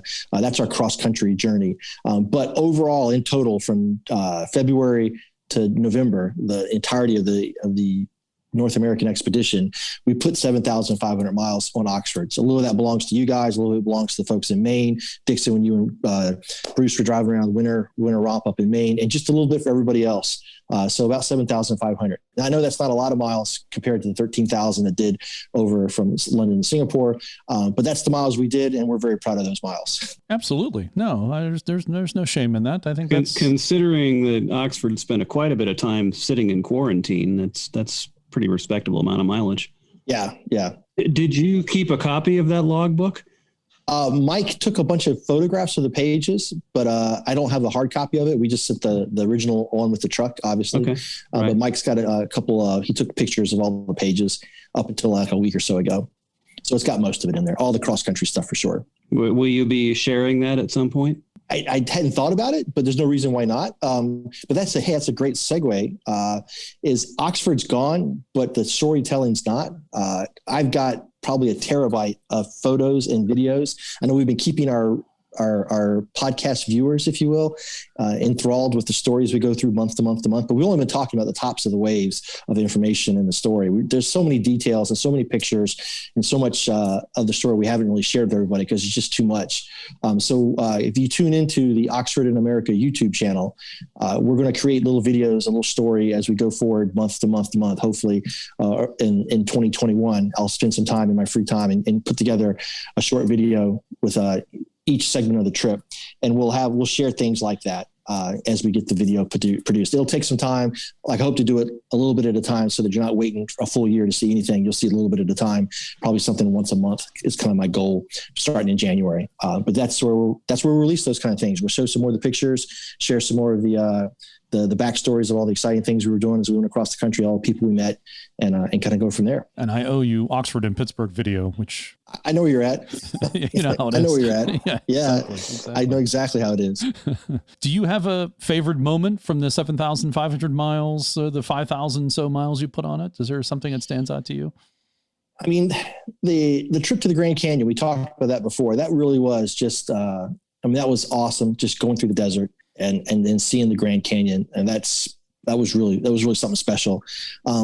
But I got to say the last trip over at Cape Hatteras Snags Head area out in North Carolina, that was just a great feeling. It was just the bringing it home, the champagne, the sunshine, the beach, the seagulls. I mean, it was just a great feeling all weekend. It's like I don't know, it seems kind of corny, but just kind of a warm feeling that you had a good smile on your face, a hard ear to ear grin the entire weekend, just going, yeah, we did it. It's here. It actually made it. And you're kind of proud of yourself there for a little bit. So it was a great weekend. But for sure, the Grand Canyon, I mean, you can't going through the desert and coming up to the great expanse of the Grand Canyon. It's just breathtaking as well. So those are kind of the top moments, I think. Well, you should be very proud of what you've done and accomplished in bringing Oxford to America and having it successfully cross-continent both ways. So congratulations to you. And if I can thank everyone in the Land Rover community, if the podcast can do that, thank you personally. We're doing that now. Yeah, no, it's great. And yeah, to your point, John, one of the things I said when we had our celebration in Cape Hatteras is, yeah, Mike and I drove the truck, but the whole purpose of the trip, bringing Oxford to America, was crowdsourced, crowdfunded to get Oxford into the community and get fans and Land Rover enthusiasts to let them touch a legend, let them be a part of it, let them feel like they're part of something important, bigger than they are. And I think we did that. Even though we had all the COVID stuff working against us, we were still able to get it. For example, got it through you guys up in Pittsburgh, got it through the Minnesota guys. It got to Yellowstone and went through Portland. We met people all along the way. And just the weekend before I took it up to New Jersey, I just was washing it out here at the firehouse. And I had some guys, just local guys who hadn't come by and seen the truck yet. They still came up, another 6 or 8 guys came by in their trucks and just kind of came by and took some pictures and spent some time with the truck. And it felt like they were part of it. And that's what the whole mission of the trip was. It wasn't just for me and Mike to drive it across the country, but it was really to share the truck with a lot of people in America, as many as we could. And I think we did a pretty good job. Hope we did a pretty good job. COVID was working against us the whole time, but I think we did really get Oxford out there to the people, and that was good. You did a fantastic job. Even taking COVID out of it, you did a fantastic job. And COVID, thanks, guys. Appreciate it. COVID increased your difficulty factor, but you made your saving throw. There you go. And we have to thank, of course, Adam Bennett. Thank him for sharing it with the world and continuing to do that. And not only that, but also once again, we have to thank Adam for finding Oxford in the first place and moving heaven and earth and stealing shipping containers and whatever else it took to make Oxford a viable truck again. Yeah, absolutely. My final question to you, David, on this, if all things were to be equal, if Oxford could be your only daily driver for the rest of your life, you wouldn't have to worry about paying for fuel. You wouldn't have to worry about getting parts. You wouldn't have to worry about getting it repaired like that. Just assume that those things are all taken care of if it were to break down or be a problem.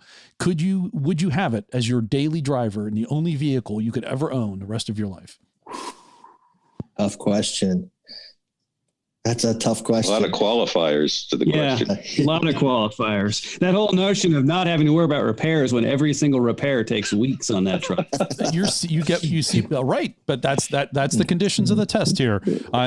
Could you live with it as your daily vehicle if it was generally reliable and could be repaired? You could get parts. They could be worked on in a reasonable amount of time. So if you lived in 1955, yeah. No, I want to say yes so bad, but I got to be honest. And I mean, I still have to go to work. I have to go to work downtown DC. I have to drive on the highways. It's just not an Oxford lifestyle. I wish I did live a lifestyle where Oxford could be my vehicle.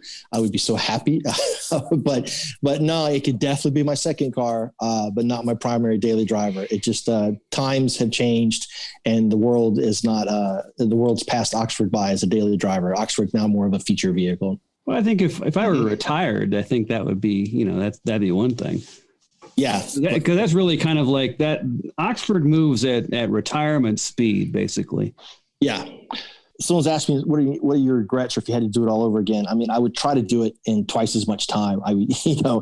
We could have done this whole trip in twice the time and still been rushed the whole time. Oh yeah. And so I think one of the things I did feel, bad about, like there's things I really wanted to get Oxford to a drive-in movie theater. And with the COVID, there's so many drive-in theaters in the area now, impromptu stand-up temporary drive-in theaters that have set up so people can go to watch movies. And I think drive-in theaters are such an American kind of thing. Yeah, and they're making a comeback.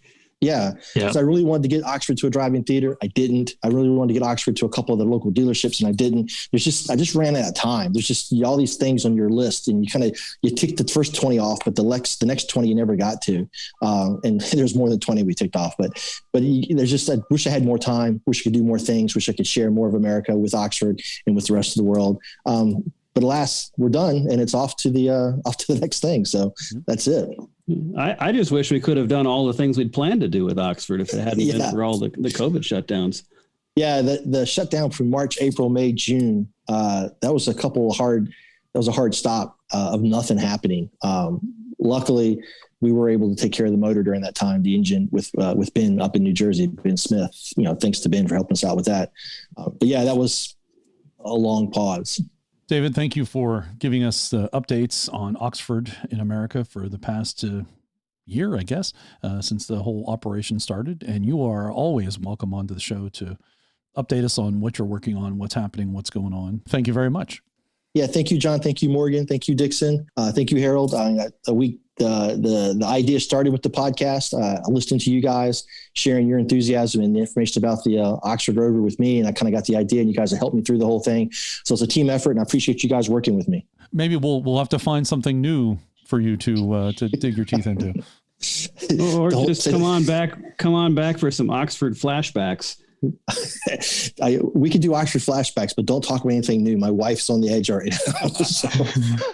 Going to say that to David that he did a fantastic job with this whole thing with the organization and so on. And in the sense, it's just a shame that everything that had been planned didn't happen. But it was a pandemic that it took to stop all of these things happening. We'll have to bring it back for Oxford in Canada. There you go. I would love Trans-Canada. Yeah, I'd love for it to start over Vancouver and end up somewhere over there in Newfoundland or however the Trans-Canadian Highway goes. I mean, that sounds like a great romantic trip. It had to be during the summertime, obviously. But yeah, that sounds like a great idea as it comes back from the Pan-Asia, the Pan-Pacific Asia area. Yeah, it's a great idea. Victoria to Cape Spear, Newfoundland. I'd like to maybe drive the leg through Quebec if possible. It'd be awesome. That would be awesome. Yep. Well, we could talk and talk. David, thanks again very much for what you've done. Appreciate it. And hopefully we'll talk to you soon. Thanks, guys.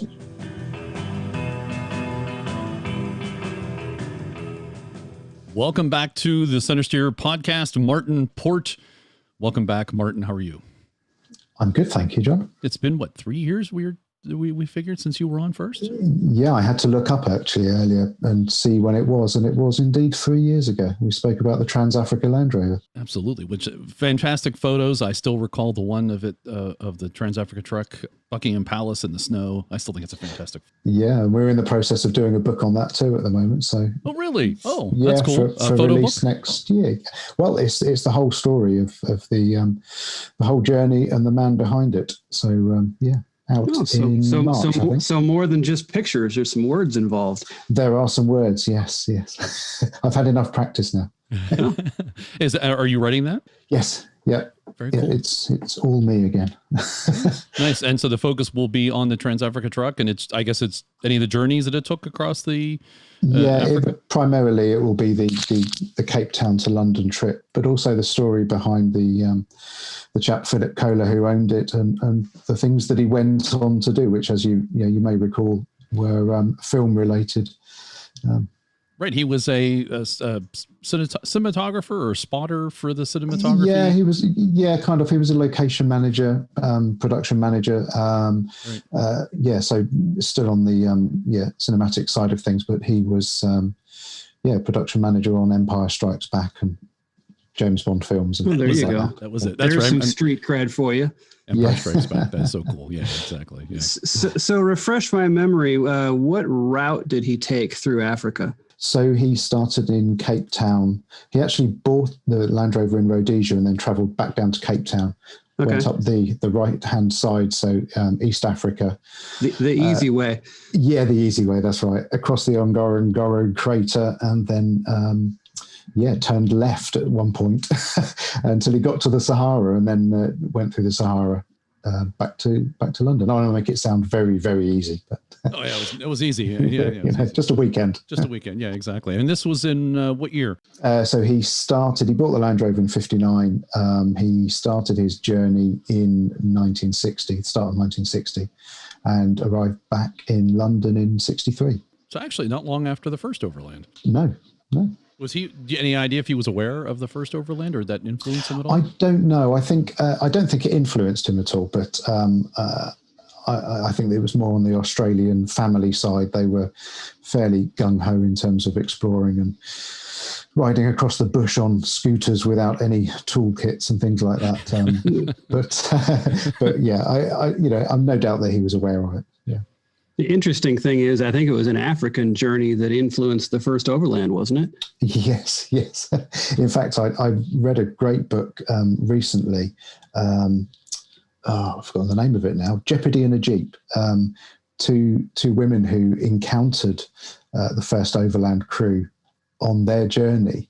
They were doing a similar journey in a Willys Jeep to middle-aged women from America.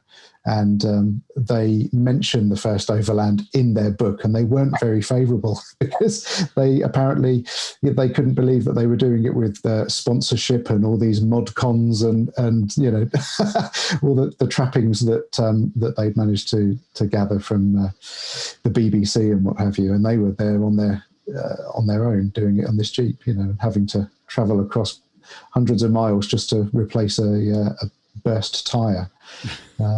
Wow. Jeopardy in a Jeep. Yes, Jeopardy in a Jeep. Africa conquered by two women professors, 1959. And I pulled it up on Amazon hardcover, $850.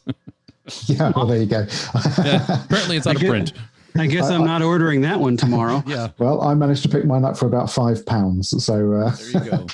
There you go. I think the UK has a better used bookstore. And apparently, if you need some profit in a hurry, now you know where to go. Yes. $15 on eBay, $4 shipping. So the book on Kohler and the Trans-Africa truck is due sometime next year? Yes, spring next year. Wonderful. And it'll be available in the United States, I assume? Of course it will. Of course. Good. And you're now invited back to talk about that book too. Well, excellent. Yeah, visit number 3. Number 3. It'd be great. It fits into all of our interests. Good stuff. But you're here because of book number 2, which is JUE 477. That's right. Yeah. And let folks know what JUE 477 is about. So JUE 477, if you're not familiar with the vehicle itself, is Land Rover number 1. It's the first production Land Rover, chassis number 1, built in 1948, obviously. So it came down, not the production line, because the production line at that point wasn't even established. It was only a kind of test rig, as it were. Let's, for the sake of expediency, say it came down the line as the last of the pre-pros were being built. We have written a book about it, the history of it, but more importantly, perhaps, or just as importantly, the fact that it's been subject to over 2 year restoration recently, which I think is a pretty unique restoration. Let's put it that way. What do you mean unique restoration? So it's a patina restoration, which itself may not be unique, nowadays, but bearing in mind that we embarked on this process a few years ago, it's the very ethos of the restoration was to be as transparent as possible. So we recorded every single step of it from the moment that this vehicle, and I'll come back to the history a little bit later, but from the moment that this vehicle entered the workshop, or even before that actually, we started taking photographs. And over the course of 2 years, we probably were about 15,000 photographs in, all with the purpose of doing what I don't think has been done before, certainly not in recent history, which is to document a restoration with complete transparency, and just give a full and honest account of what's been done. So many restorations, you see a before and an after photograph, and really not much else. But we wanted to go completely the other way. Typically, that's because there's some steps in the middle that they may not necessarily want you to see. Well, absolutely, yeah. I mean, that's a decision that's taken, and of course, not every restoration is there for everyone to see. Why should it be? Right. But yeah, in a vehicle of this importance, certainly within Land Rover history, and in fact post-war motoring history, really needed to be done correctly. Did the restoration team, were they cooperative, or were they a little bit concerned that you were slowing them down? No, not in the slightest. Not in the slightest. No, I got to work with a good friend of mine, Julian Schulheifer. He's pretty well known, certainly in the UK, and he's a huge Land Rover obsessive. Has been since the age of 12, 13 years old. I mean, as a teenager, he bought a Series 1 Land Rover, restored it, and that was then bought by Ralph Lauren is still owned by Ralph Lauren to this day. He has, what else has he done? Winston Churchill's UKE. He didn't restore that. That's another subject matter. But yeah, that's come through his workshop. As I say, he's a good friend of mine. So we decided very early on that we could work well together. And so, we're just good friends, and it helps when you're in a project together with two people that you don't mind saying, butt out, get out of the way. So you were part of the production and the restoration team? Well, yeah, I mean, the whole thing started, Julian's involvement started when the family of the previous owner decided that it was time to move the Land Rover onto a new home and secure its future. And I was fortunate enough that they had decided, the new owner that Julian found for the family, they wanted right from the outset to, the new owner that is, wanted from the outset to possibly do this whole book and recording of the process because of the provenance of the vehicle. I was very fortunate in a few people put my name forward to the publisher that they'd approached. One of those people was Julian as well. So enough people put my name forward that they said, will you go and do this? So after that, they fortunately gave Julian the job of restoring it. And so it was a bit of a kind of dream team in terms of, just moving on from that point. A little more about what is it a patina or patina, as we'd say in the U.S., restoration. I take it is that similar to like what was done with Oxford in keeping? It means you don't sand it down and repaint it. Well, that's right. You certainly don't. Yeah. So it's probably worth taking a step back and just looking at the history of chassis 86 0001, Land Rover number 1. It was originally intended for King George VI in 1948. The Land Rover or Rover factory said, let's put him in chassis number 1. They then decided, I think they had cold feet, and they then decided, let's make sure that we're not going to give him something which potentially isn't quite there yet. So they actually gave him chassis 101, but chassis number 1 was retained by the factory for the next year and a half. And we're pretty convinced that it was used then for some developmental work, used as a bit of a test bed, and also went into the service department with Mr. G.F. Searle, who had a hand in writing some of the manuals, the first manuals and handbooks. So we think it was used as a source for that. Cut a few years on, and it was used across farming sites and mining sites in the northeast of England, and actually ended up in 1970 being bought by a northeast miner in Northumberland called David Fairless for a whole £15, which at the time in 1970, it wasn't too bad a price, but it was a pretty derelict Land Rover even at that point. He drove it probably even just once back to his farmland and then left it.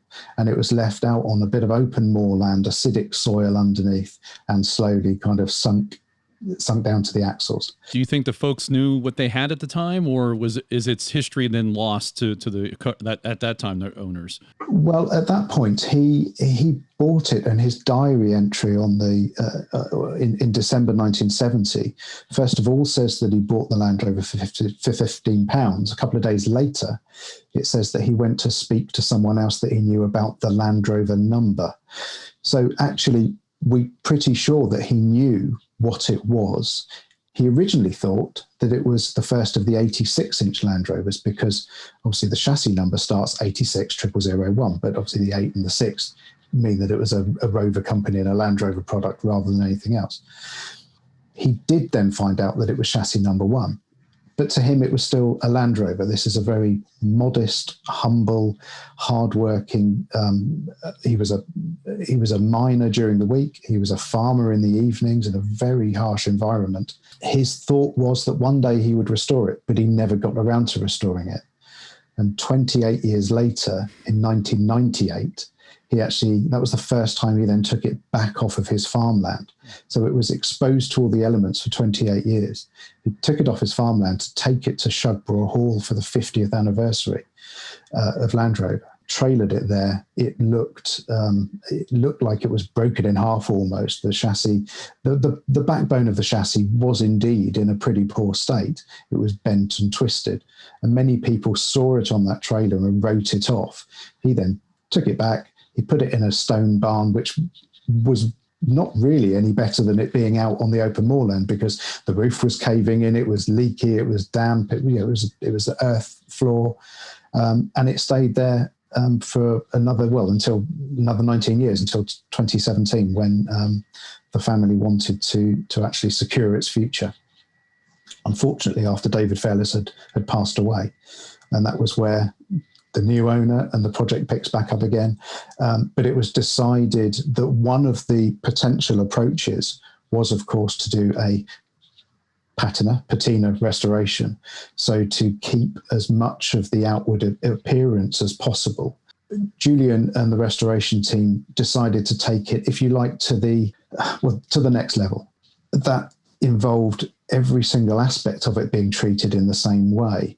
The important thing was to keep as much DNA of the original vehicle, or the original vehicle when it left the factory in 1950. Let's put it that way, bearing in mind that in 1950 Land Rovers were repainted bronze green, few details changed to bring it up to speed to the newer model that was being brought out compared to a 1948 spec. So, it shows it has areas of deep bronze green paint over the top of the light green paint and things like that. So all of those details had to be kept. And to this day, it's not even been washed. Or even like hosed off? Nothing, just to get even the grime from all those 30 odd 50 years that it's sitting. That's some historic dirt impressive. there. Yeah. To be slightly crude, it still has cow shit on the bonnet. So there we go. And that's part of the history of it. That's part of it. We decided, or Julian decided, and the team that we're going to go full on with this thing, and that posed a lot of challenges. We've got bodywork which is at that point torn, wings which were cracked and torn away, and you know what Burma Bright's like. It's very brittle, and so the very first thing that you would normally do is heat it up. You'd anneal it to make it a little more malleable. That ran the risk of then losing a square inch of original paint, and so the whole thing was virtually cold worked and stuck back together with aircraft grade adhesive, things like that. So it was a real project that exposed new ways of doing it, or new thoughts of how to do things and achieve the right result. To go back to around the paint and coming out of the factory. So did Land Rover change it from 48? It sounds like they used it as you said, as a workhorse, potentially around the factory. So did it got improvements itself? So it wasn't the same in 1950 as it was in 1948, I guess. No, absolutely. It's when we started to strip the vehicle down, we now started to notice, Julian had already started to notice a lot of anomalies. It had various pre-production parts. It had an engine in it, which Land Rover engines never were stamped with the same as the chassis number, same number as the chassis number. They didn't do that. There was no matching numbers way of doing things as perhaps Porsche have in the past. But here we had an engine which was stamped with a factory stamp, 860001. Many people said in 1998 that it wasn't the original engine. It may well not have been the original engine that it was fitted with in 1948, but it was the one that it left the factory with in 1950. And that was just one element that posed questions of, well, why would it have had a replacement engine from the factory in 1950? The other curious thing, of course, is that it's an early core plug engine, but it's still not a standard core plug engine as opposed to a side plate engine, which it would have had in 1948, for instance. It had various other anomalies to it, a thin web crankshaft and things like that, things which had never been, they weren't changed afterwards. Let's put it that way. We know that it went off the road in 1970. So we know that aged 22, the chances are that anything that had happened before that wasn't because it was worn out. It was because of factory involvement. So that opened up a lot of discussion and a lot of avenues of investigation. So we think we're pretty sure that it was used as a developmental vehicle, a test bed for looking at the evolution of the engine and components like that. Because, of course, the one way of knowing that what you've taken out of a vehicle is going to go back in the same vehicle that you're evaluating something is to stamp it with a number. And it makes absolute sense to stamp it with the same number as the chassis number. So, things like that have opened up a lot of avenues for research. So what did happen with the engine? And was there an engine? Was there a transmission? And what happened in the restoration process? Was that restored or? Yep, absolutely. Yep. All of it was restored. All of it's back in the vehicle. Is it fair to say it's all original? Yeah, I mean, in terms of, so let's look at the engine. We weren't able to use. I'm using the royal we here because I know that Julian will listen back to this, and obviously, I didn't restore it. Julian did, but let's say we as a project, the team, and I'm on the extremities of that. I may have turned a spanner at one point to let some oil out of the block, but that's about it. You did something. Well, yeah, probably. I probably tutted while Julian was doing the hard work. But anyway, I made a cup of tea for him. The engine, for instance, you couldn't reuse the pistons or the conrods. There was one mismatched conrod and piston. And really, things like that, you build something to use again. That was what the new owner wanted. It needed to be able to take to the road, take to the byway or whatever. The next day, in month terms, it needed to be there, it needed to be usable. But the engine, the cylinder head, the gearbox, the transfer box, every single component that we could reuse was overhauled and reused. And there were some real surprises there. The gearbox, for instance, the inspection plate at the back of it had been long gone. That was left open and exposed. And in actual fact, another journalist, Peter Galilee, in the 1990s, took a photograph when he tracked the Land Rover down. He took a photograph of snow in the top of that box. Oh, that's not good for it. It's not good. So the assumption really early on was that, well, that's going to be junk. It's going to have new innards. In actual fact, although the final drive gear was very, very rusty and couldn't be used, pulled the dipstick out and the oil was as if an oil change had been done the day before. It was fresh golden oil to the level. Just, astounding, really. Wow. A Land Rover that didn't leak. Well, there you go. And when the gearbox, for instance, was then stripped down, all it needed were new bearings. Everything else was reused because there was hardly any wear on the teeth. I mean, it was just amazing. The engine, Julian spent a couple of days soaking. I mean, it was seized, and it had been the rocker cover had been lost. It wasn't on the vehicle. And so everything was looked, like it had been at the bottom of the seabed. But within a few days of soaking and gently applying pressure, he was cranking it by hand. It was a very odd experience, and I've lost count of the amount of times that Julian said this to me. It's like it wants to be restored. The first nut to the last nut, almost without exception, just came away. It just came undone. There was no shearing. There was no cutting things off. It was a kind of magical experience, really. That is magical. Well, yeah, don't get used to that. No. We've had a lot of feedback where people have said, well, that hasn't happened with my 20-year-old Land Rover, So that was your one chance. Yeah. But the good thing about the vehicle was the fact that even though people said, well, how can you leave it out in the open for all those years, effectively uncovered for 40, 50 years. The one good thing about that was that it was never the subject of an attempted restoration. It was never the subject of a kind of, well, let's, do what we can afford, sling a galvanized chassis under it. Let's do that. So everything that was there was certainly to a date of around 1950. And other parts we know full well were from 1948. The bulk of it was. Everything served either as a reference point for the restoration, because we knew it was original, or very, very early, or could be reused and overhauled. And the chassis indeed was probably the best point of that whole process. Many people right at the outset said, well, this can't be saved. The chassis, there's nothing left of it. But of course, they'd only been looking at this kind of bent and twisted vehicle on a trailer in 1998 for half a day. And that was the only time it had been out in the open. So opinions had been formed.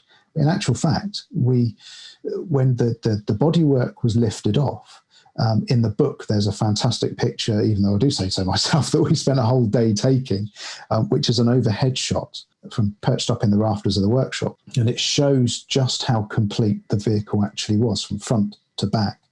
And the chassis itself was rebuilt. It took 1,000 hours. It's about a month solid work of 2 people. Sorry, not a month, 4 months of solid work. And it was just, people said it couldn't be done. And that, in a way, just spurred Julian and the team along to say, well, we're going to do it. Yeah, that's the challenge. Yeah, absolutely. And there's no denying that some parts of it were not able to be used because the corrosion had meant that it was too thin. But actually what we did was repurpose them in other parts. So the 48 DNA, it may not have been existed in one, cross member, but we were allowed to, or able to use that piece of metal to repurpose an outrigger or something. So in terms of if you could scan the whole thing for 1948 components and DNA, it would be, astonishing. What about the electrics in the interior? And with the electrics, it had it had the original loom in it, but the original loom had a different color braiding on it. So that had to be specially made. And of course didn't get to it? The original loom. Yes. Yeah, so the original loom, we couldn't use it again. It was, as you say, it was kind of rotten, basically. Right. But there was enough original sections, and you could peel it open, and you could see fresh colours of the original the weave. So we were able to use that as a colour match and get a specific or an exact copy of that loom made, but it bears no resemblance to a later loom or another 1948 loom. So it's possible that was pulled off of the Rover car line or something like that, or was replaced very, very, very early on for some other reason. So all these anomalies kind of add up to a unique vehicle. And I guess new canvas. No. Oh, really? You can't put a new canvas on a vehicle like that. So this was the other challenge that Julian faced, was if there weren't components that were with the vehicle, or there weren't bits which could be safely overhauled or reused, it was a case of finding parts which were age correct and also appearance correct. Otherwise, what's the point in going to all those great lengths to get the outside looking as original as possible, and not washing it, not heating it up, when you're then sticking brand new switchgear or, shiny switchgear and brand new seats and things like that. So with the tilt, for instance, almost right at the end, Julian realised that he had since his teenage years a very, very early tilt for an 80-inch that he had kept, and he always knew that it would go on a special Land Rover. And obviously at that point he had no idea that he was going to end up rebuilding chassis number 1, but pulled it out, said it's got to go on this, put it on there, and it just absolutely finishes the whole thing. Similarly with seats, it was a case of finding some usable but early seats that didn't scream these have been retrimmed or anything like that, because that just it's the wrong approach for that vehicle. Is there anything that's modern, say anything post 1970 or so, that not even a light bulb or the wiring harness, but it was made the wiring, yeah, absolutely, yeah, the wiring harness, yeah, and the pistons apparently. I don't know when the the gaskets, they would have been new. Gaskets, true. But, right. Everything, if it could, yes, if it could be Julian's been due to the nature of his business and his obsession with this area, he's been collecting parts for years, very early parts, not just to keep for himself, but to put on the right Land Rover when they come about.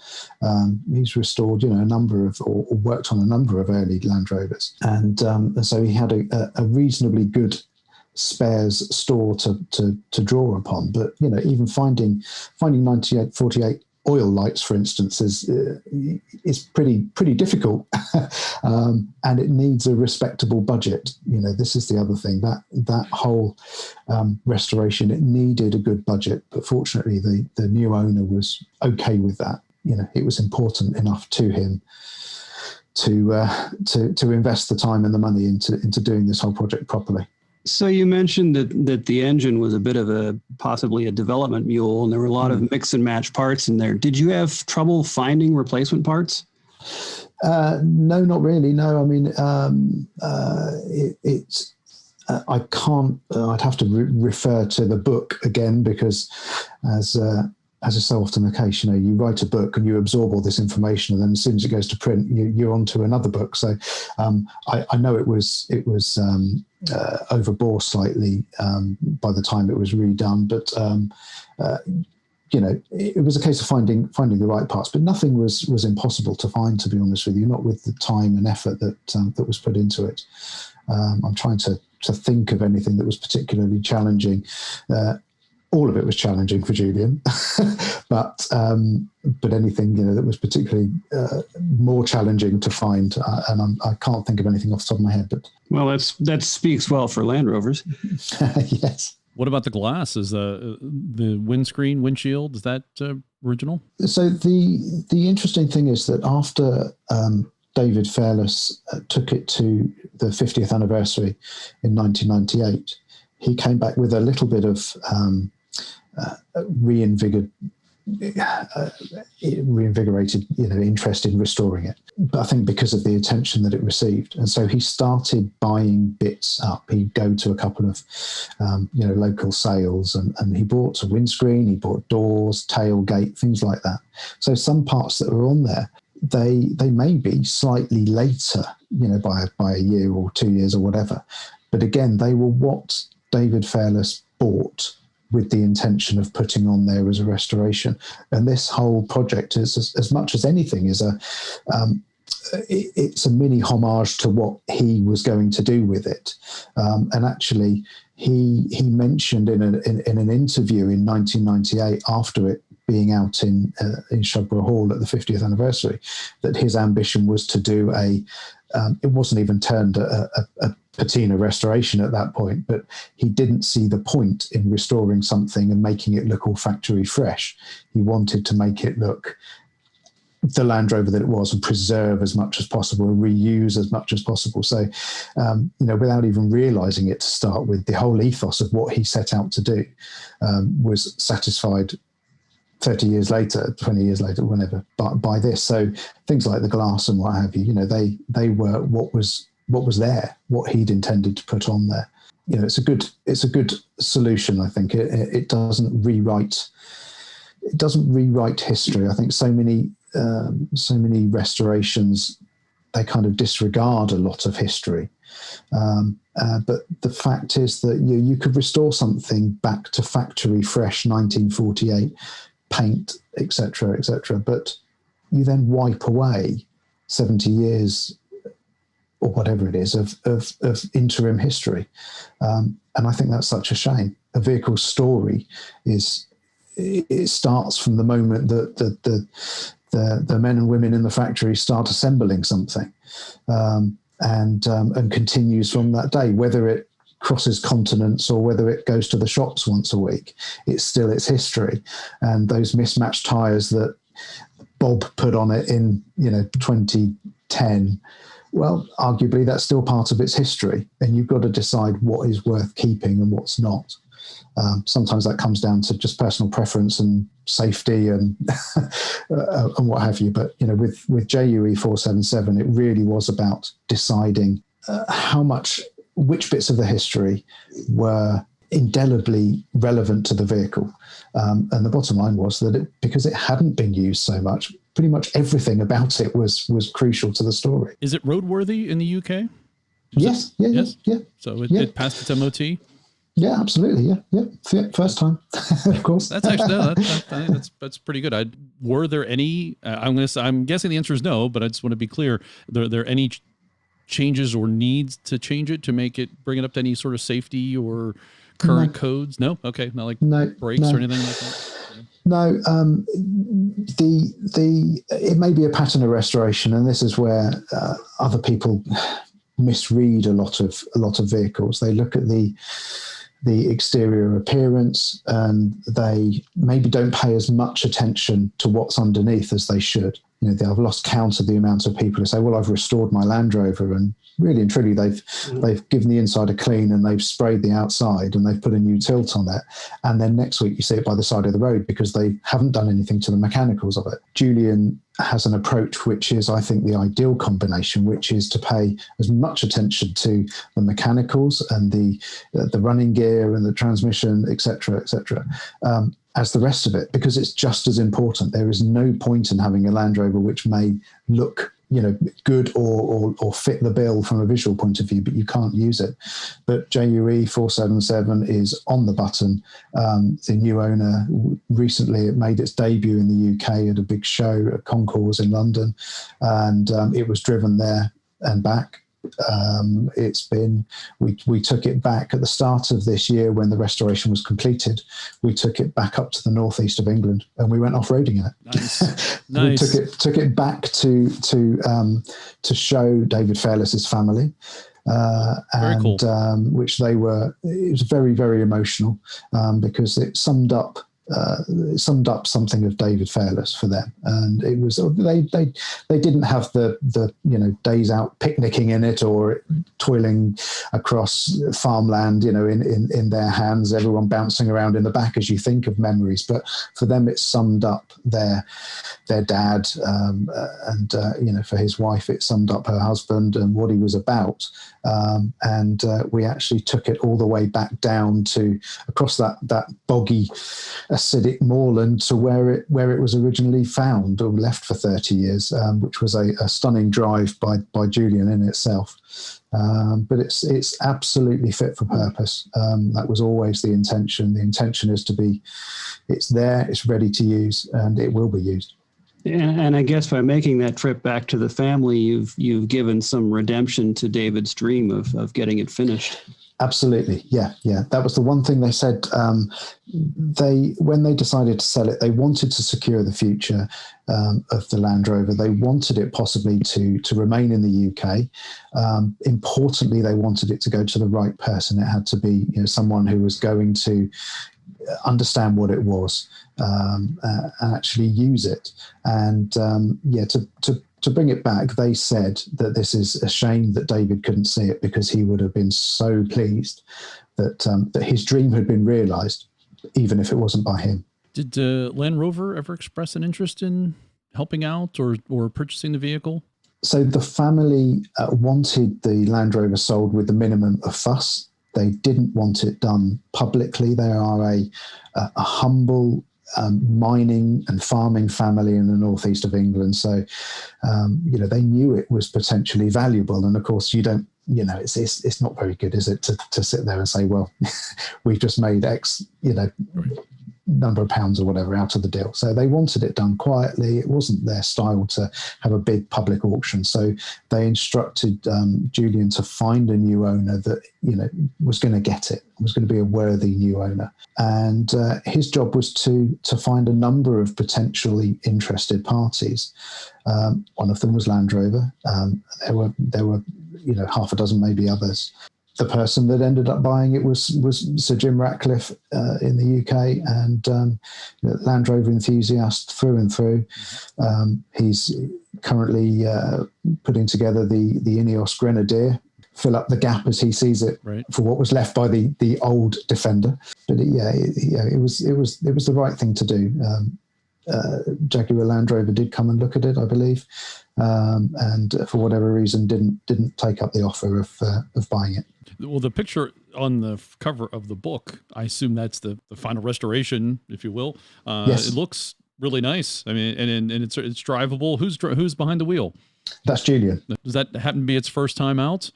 That was not his first time out. We did extensive shakedown testing at several key points towards the end of the restoration, get the miles under its belt, as it were. But the final set of images, including the cover of the book, they were all taken up in the northeast of England, 2 miles away from where it had been abandoned for so long. And that was a January morning. Temperatures around -2, I think. It was no door tops, proper Land Rovering weather. Absolutely. Why wouldn't you? Yeah. You gotta want it. Yeah, but it provided that was such a special day, just to get to that point of the whole project, just to be in some stunning surroundings and have this little plucky Land Rover just do anything that was asked of it. It was really quite emotional. Does it do well off-road? Is it capable? It's stunning. I don't say that because I'm biased, but I say it because I've witnessed it.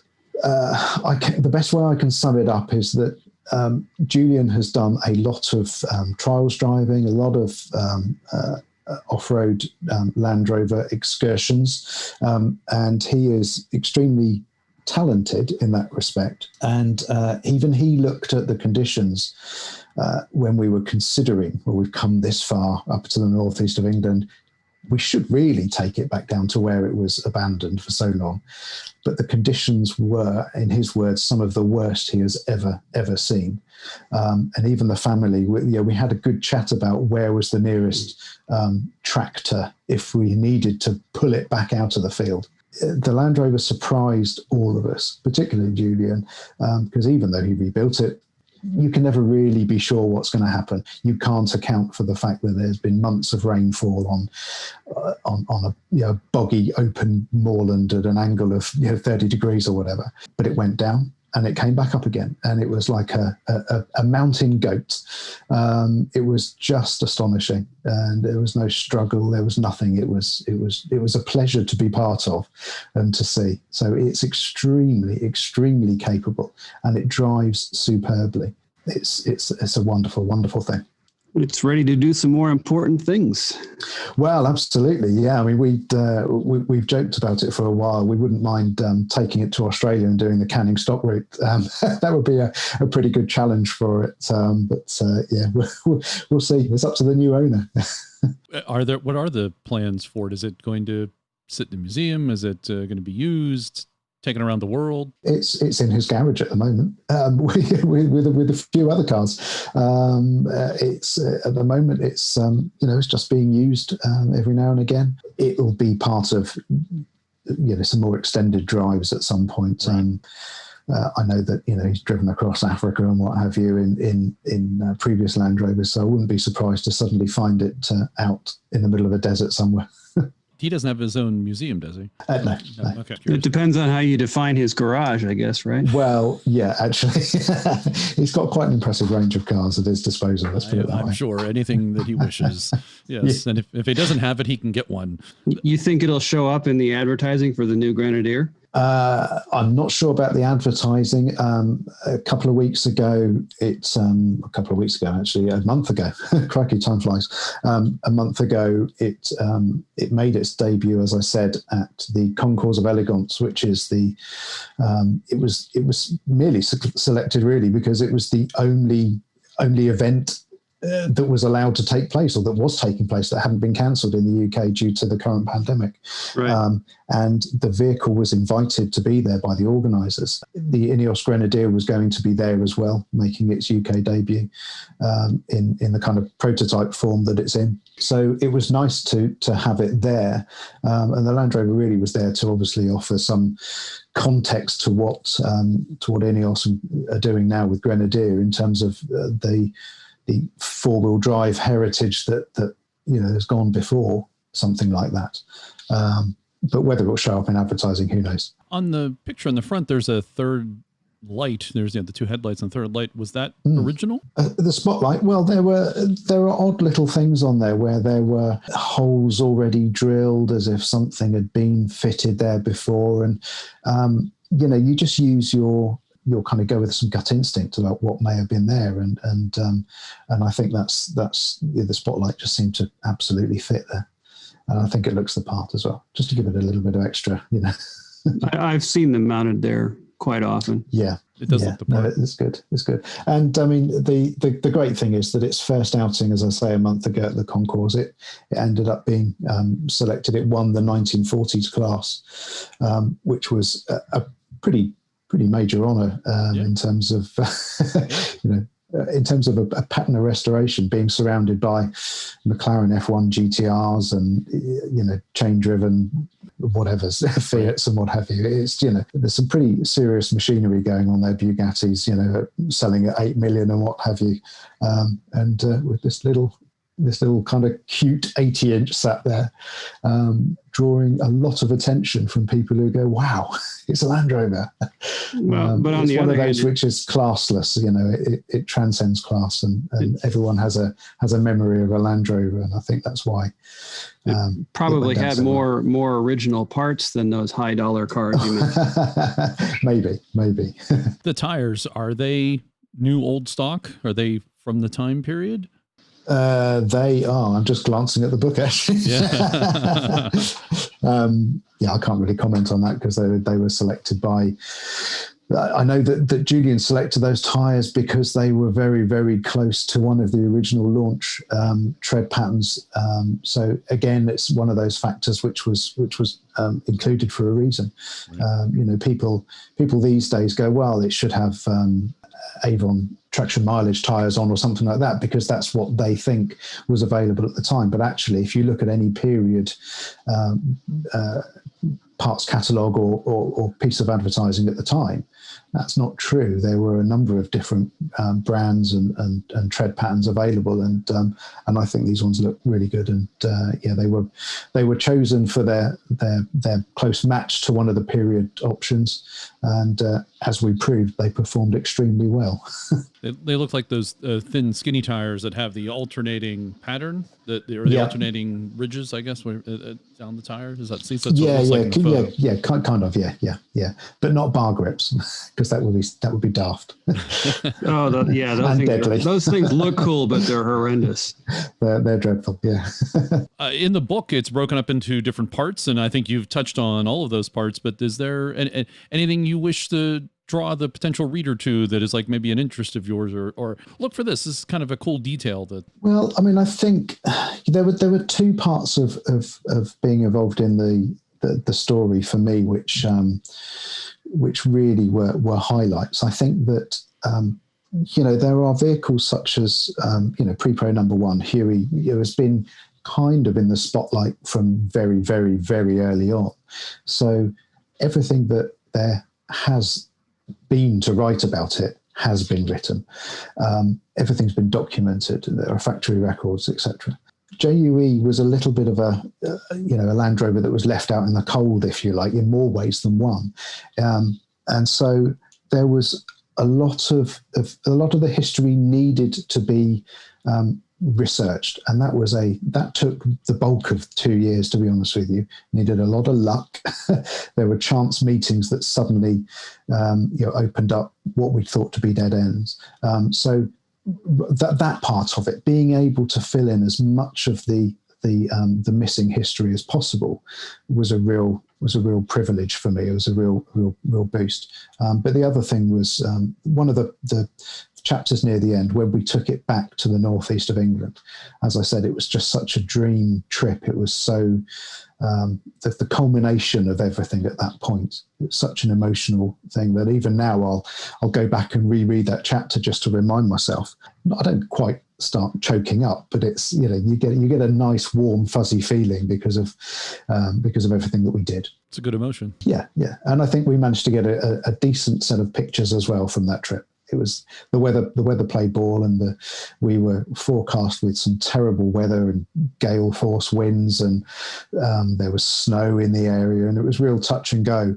And on the day we turned up and the clouds parted at 6 o'clock in the morning, and we were treated to just the most glorious day before it closed in again at the end of the day. It couldn't have been, it was almost like divine inspiration, you know, or intervention, should I say.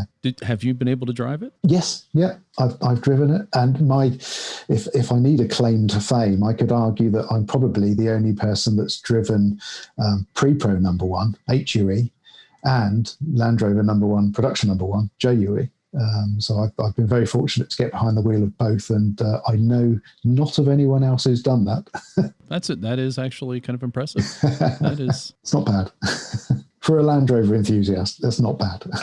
No, not at all. Well, I think driving any of them once or being behind the wheel, I think would be very exciting, let alone driving it, let alone driving both. So the book is already available. At least it's available, I think, in the UK. It's not available in the US yet. That comes in, I think, in December. Where can folks find it? Yeah, well, it's available. It's available in the UK, and it's available for international order. I know that people in Australia are currently picking their copies up, which is good. It's available at Porter Press, so www.porterpress.com or UK. No, it's .co.uk. It is, yeah. That was on the website. Yeah, so. Crikey, yeah, well done. So yeah, porterpress.co.uk. Is that your site? No. Okay. I just happened to. It's a curious coincidence that we have similar names, but no. Publishing company run by Philip Porter. But you will get I think, a more of a cut of the book than if they were to buy it off of, say, Amazon or one of the bigger retailers, I assume. Financially, I'm done. I don't get a cut now. Oh, okay. No, right. It was there are two ways that the publishing world works, and you either get a cut and you take a chance and you may end up with some royalties at the end of it. The other way is that if it's a client publication, then they'll pay a set fee up front. And that was how that was done with me, and that's absolutely fine. Slightly annoyingly, it's become the best-selling launch for the publishing company. So it's actually been flying out the door like nobody's business, which is fantastic from a slight ego boost point of view. But yeah, my bank balance isn't going to swell anytime fast, put it that way. A lot of times the writer's fees are based on a print run. So if they do a second print run, do you get a second check? Good question. I must ask my agent. Let's buy some books and make it happen. But it's the important thing for me is it was a real. I genuinely say this. It was a privilege and an honor to be asked to write the book. To even be considered for the job, would have been great. But to actually get the job was fantastic. Sure. And just because of the vehicle that it was, or is. So you do things not all the time for money, and I've paid the mortgage that month, and that's all good. But I just the feedback has been great. I've been overwhelmed. I know that Julian and the whole restoration team has been overwhelmed by the positive feedback from about the vehicle itself, and similarly with the book. Julian and I put a lot of effort into producing the book, and the feedback has been great. People have been emailing and submitting reviews and saying, "Wow, this is fantastic." And you can't ask for any more than that. If people enjoy the book, that's all that matters. And you can also get from porterpress.co.uk, you can get a signed copy, signed by you, I assume. Well, yeah, I think so, yeah. Yes. Signed by the guy who puts the tape on the box. Yeah, there you go. It's easy to replicate an X. Yes. No, we decided that we'd do an edition which is signed by Julian and myself, so restorer and author. Ooh, nice. So it's fairly limited, but in availability, but there are still some there. Might be a nice Christmas present for some people. Exactly, right, and correct. And if you purchase from Porter Press, that they'll ship to the US, is that correct? They'll ship worldwide. Okay. Yeah. Packaged extremely well, as one chap in Australia said when his copy arrived, that he was almost as impressed with the packaging as the book. The fact that I think in this day and age people get used to things arriving through the door in slightly worse condition than when they left the supplier. But it arrived in a very sturdy box, suitable of Land Rover quality, put it that way. Well, that makes it the better Christmas gift, because it used to always be when you got a Christmas gift, you play with the toy for a day and the box for 2 weeks. There you go. You get 2 bites of the cherry with this one. And I assume that if you buy it from Porter Press, you'll get it before you would get it if you in the US if you bought from Amazon, because Amazon's not releasing it until December 15th. No, that's right. I mean, it's it's a small specialist publisher. Larger outlets tend to buy stock direct from them as and when is needed. So buy direct from the publisher. It doesn't cost any more. In fact, it will cost you less than some other outlets, and you'll get it quicker. And you can even get a signed copy for an extra 15 pounds. Looks like 30 pounds for the unsigned copy, and the special signed launch edition is 45 pounds. That's right. Yeah, not bad. Only 15 pounds for that boost. That's far cheaper than an airplane ticket and then hunting you guys down. Well, it is. Yeah. Absolutely. Thanks very much for telling us about JUE 477. But before you go, what else is happening in your world, Land Rover wise? Since we last, I know you're working on the Transamerica book. We talked about at the beginning, but anything else you wish to share with us? Oh, crikey. No, do you know what? The last few years have been pretty much all about this project. So the Trans-Africa is still sat outside my house. It's still used every day. It does fantastic. The school run and the trip to the shops and whatever.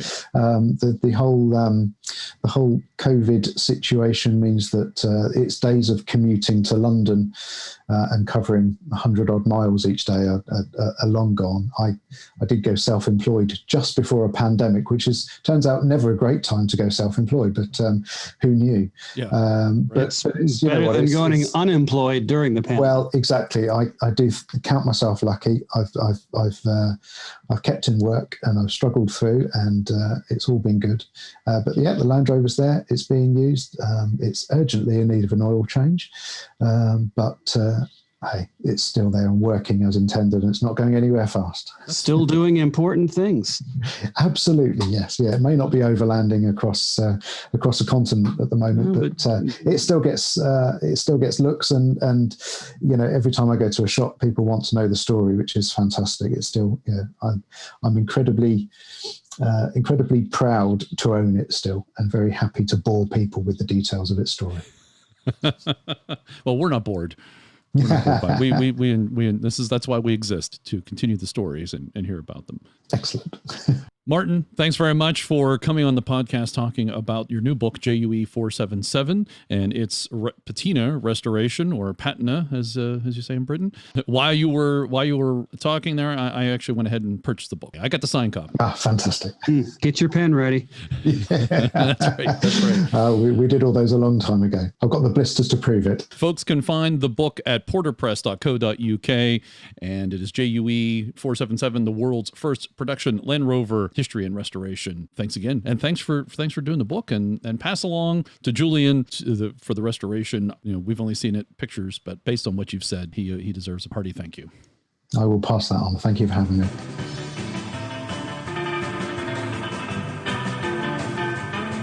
This has been show number 92. We hope you enjoyed it. Thanks to Morgan, Harold, and Dixon. Thanks, gentlemen, for joining us once again. No problem. Rover night about to begin, where we do some important things on a Series 3.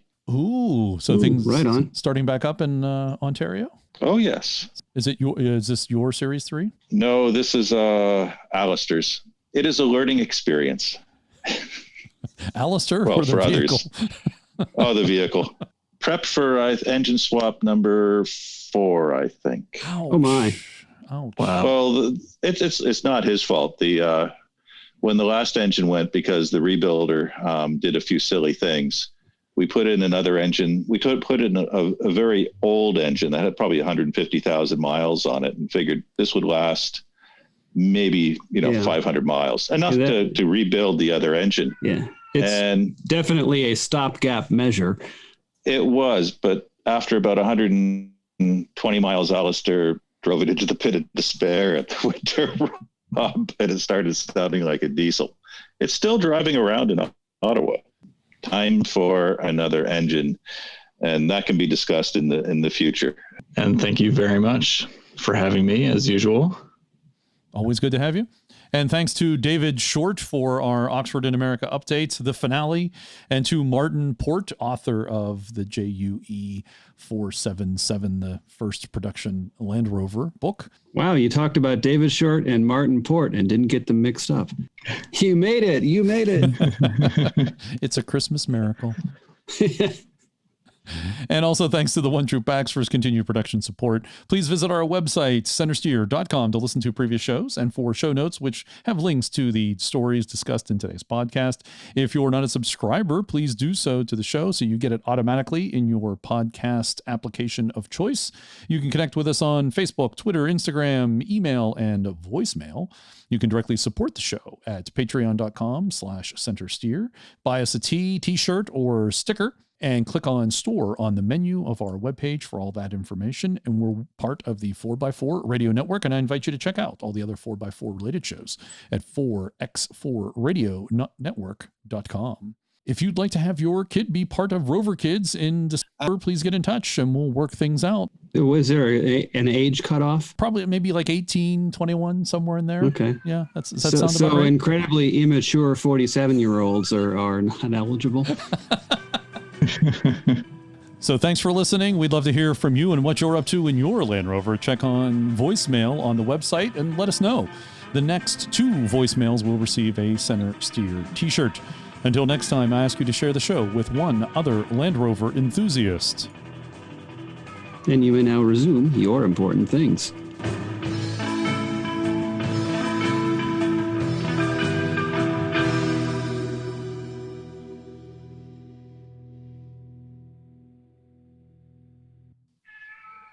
He's telling me that, I've had enough fun. It's time to go do some important things with him.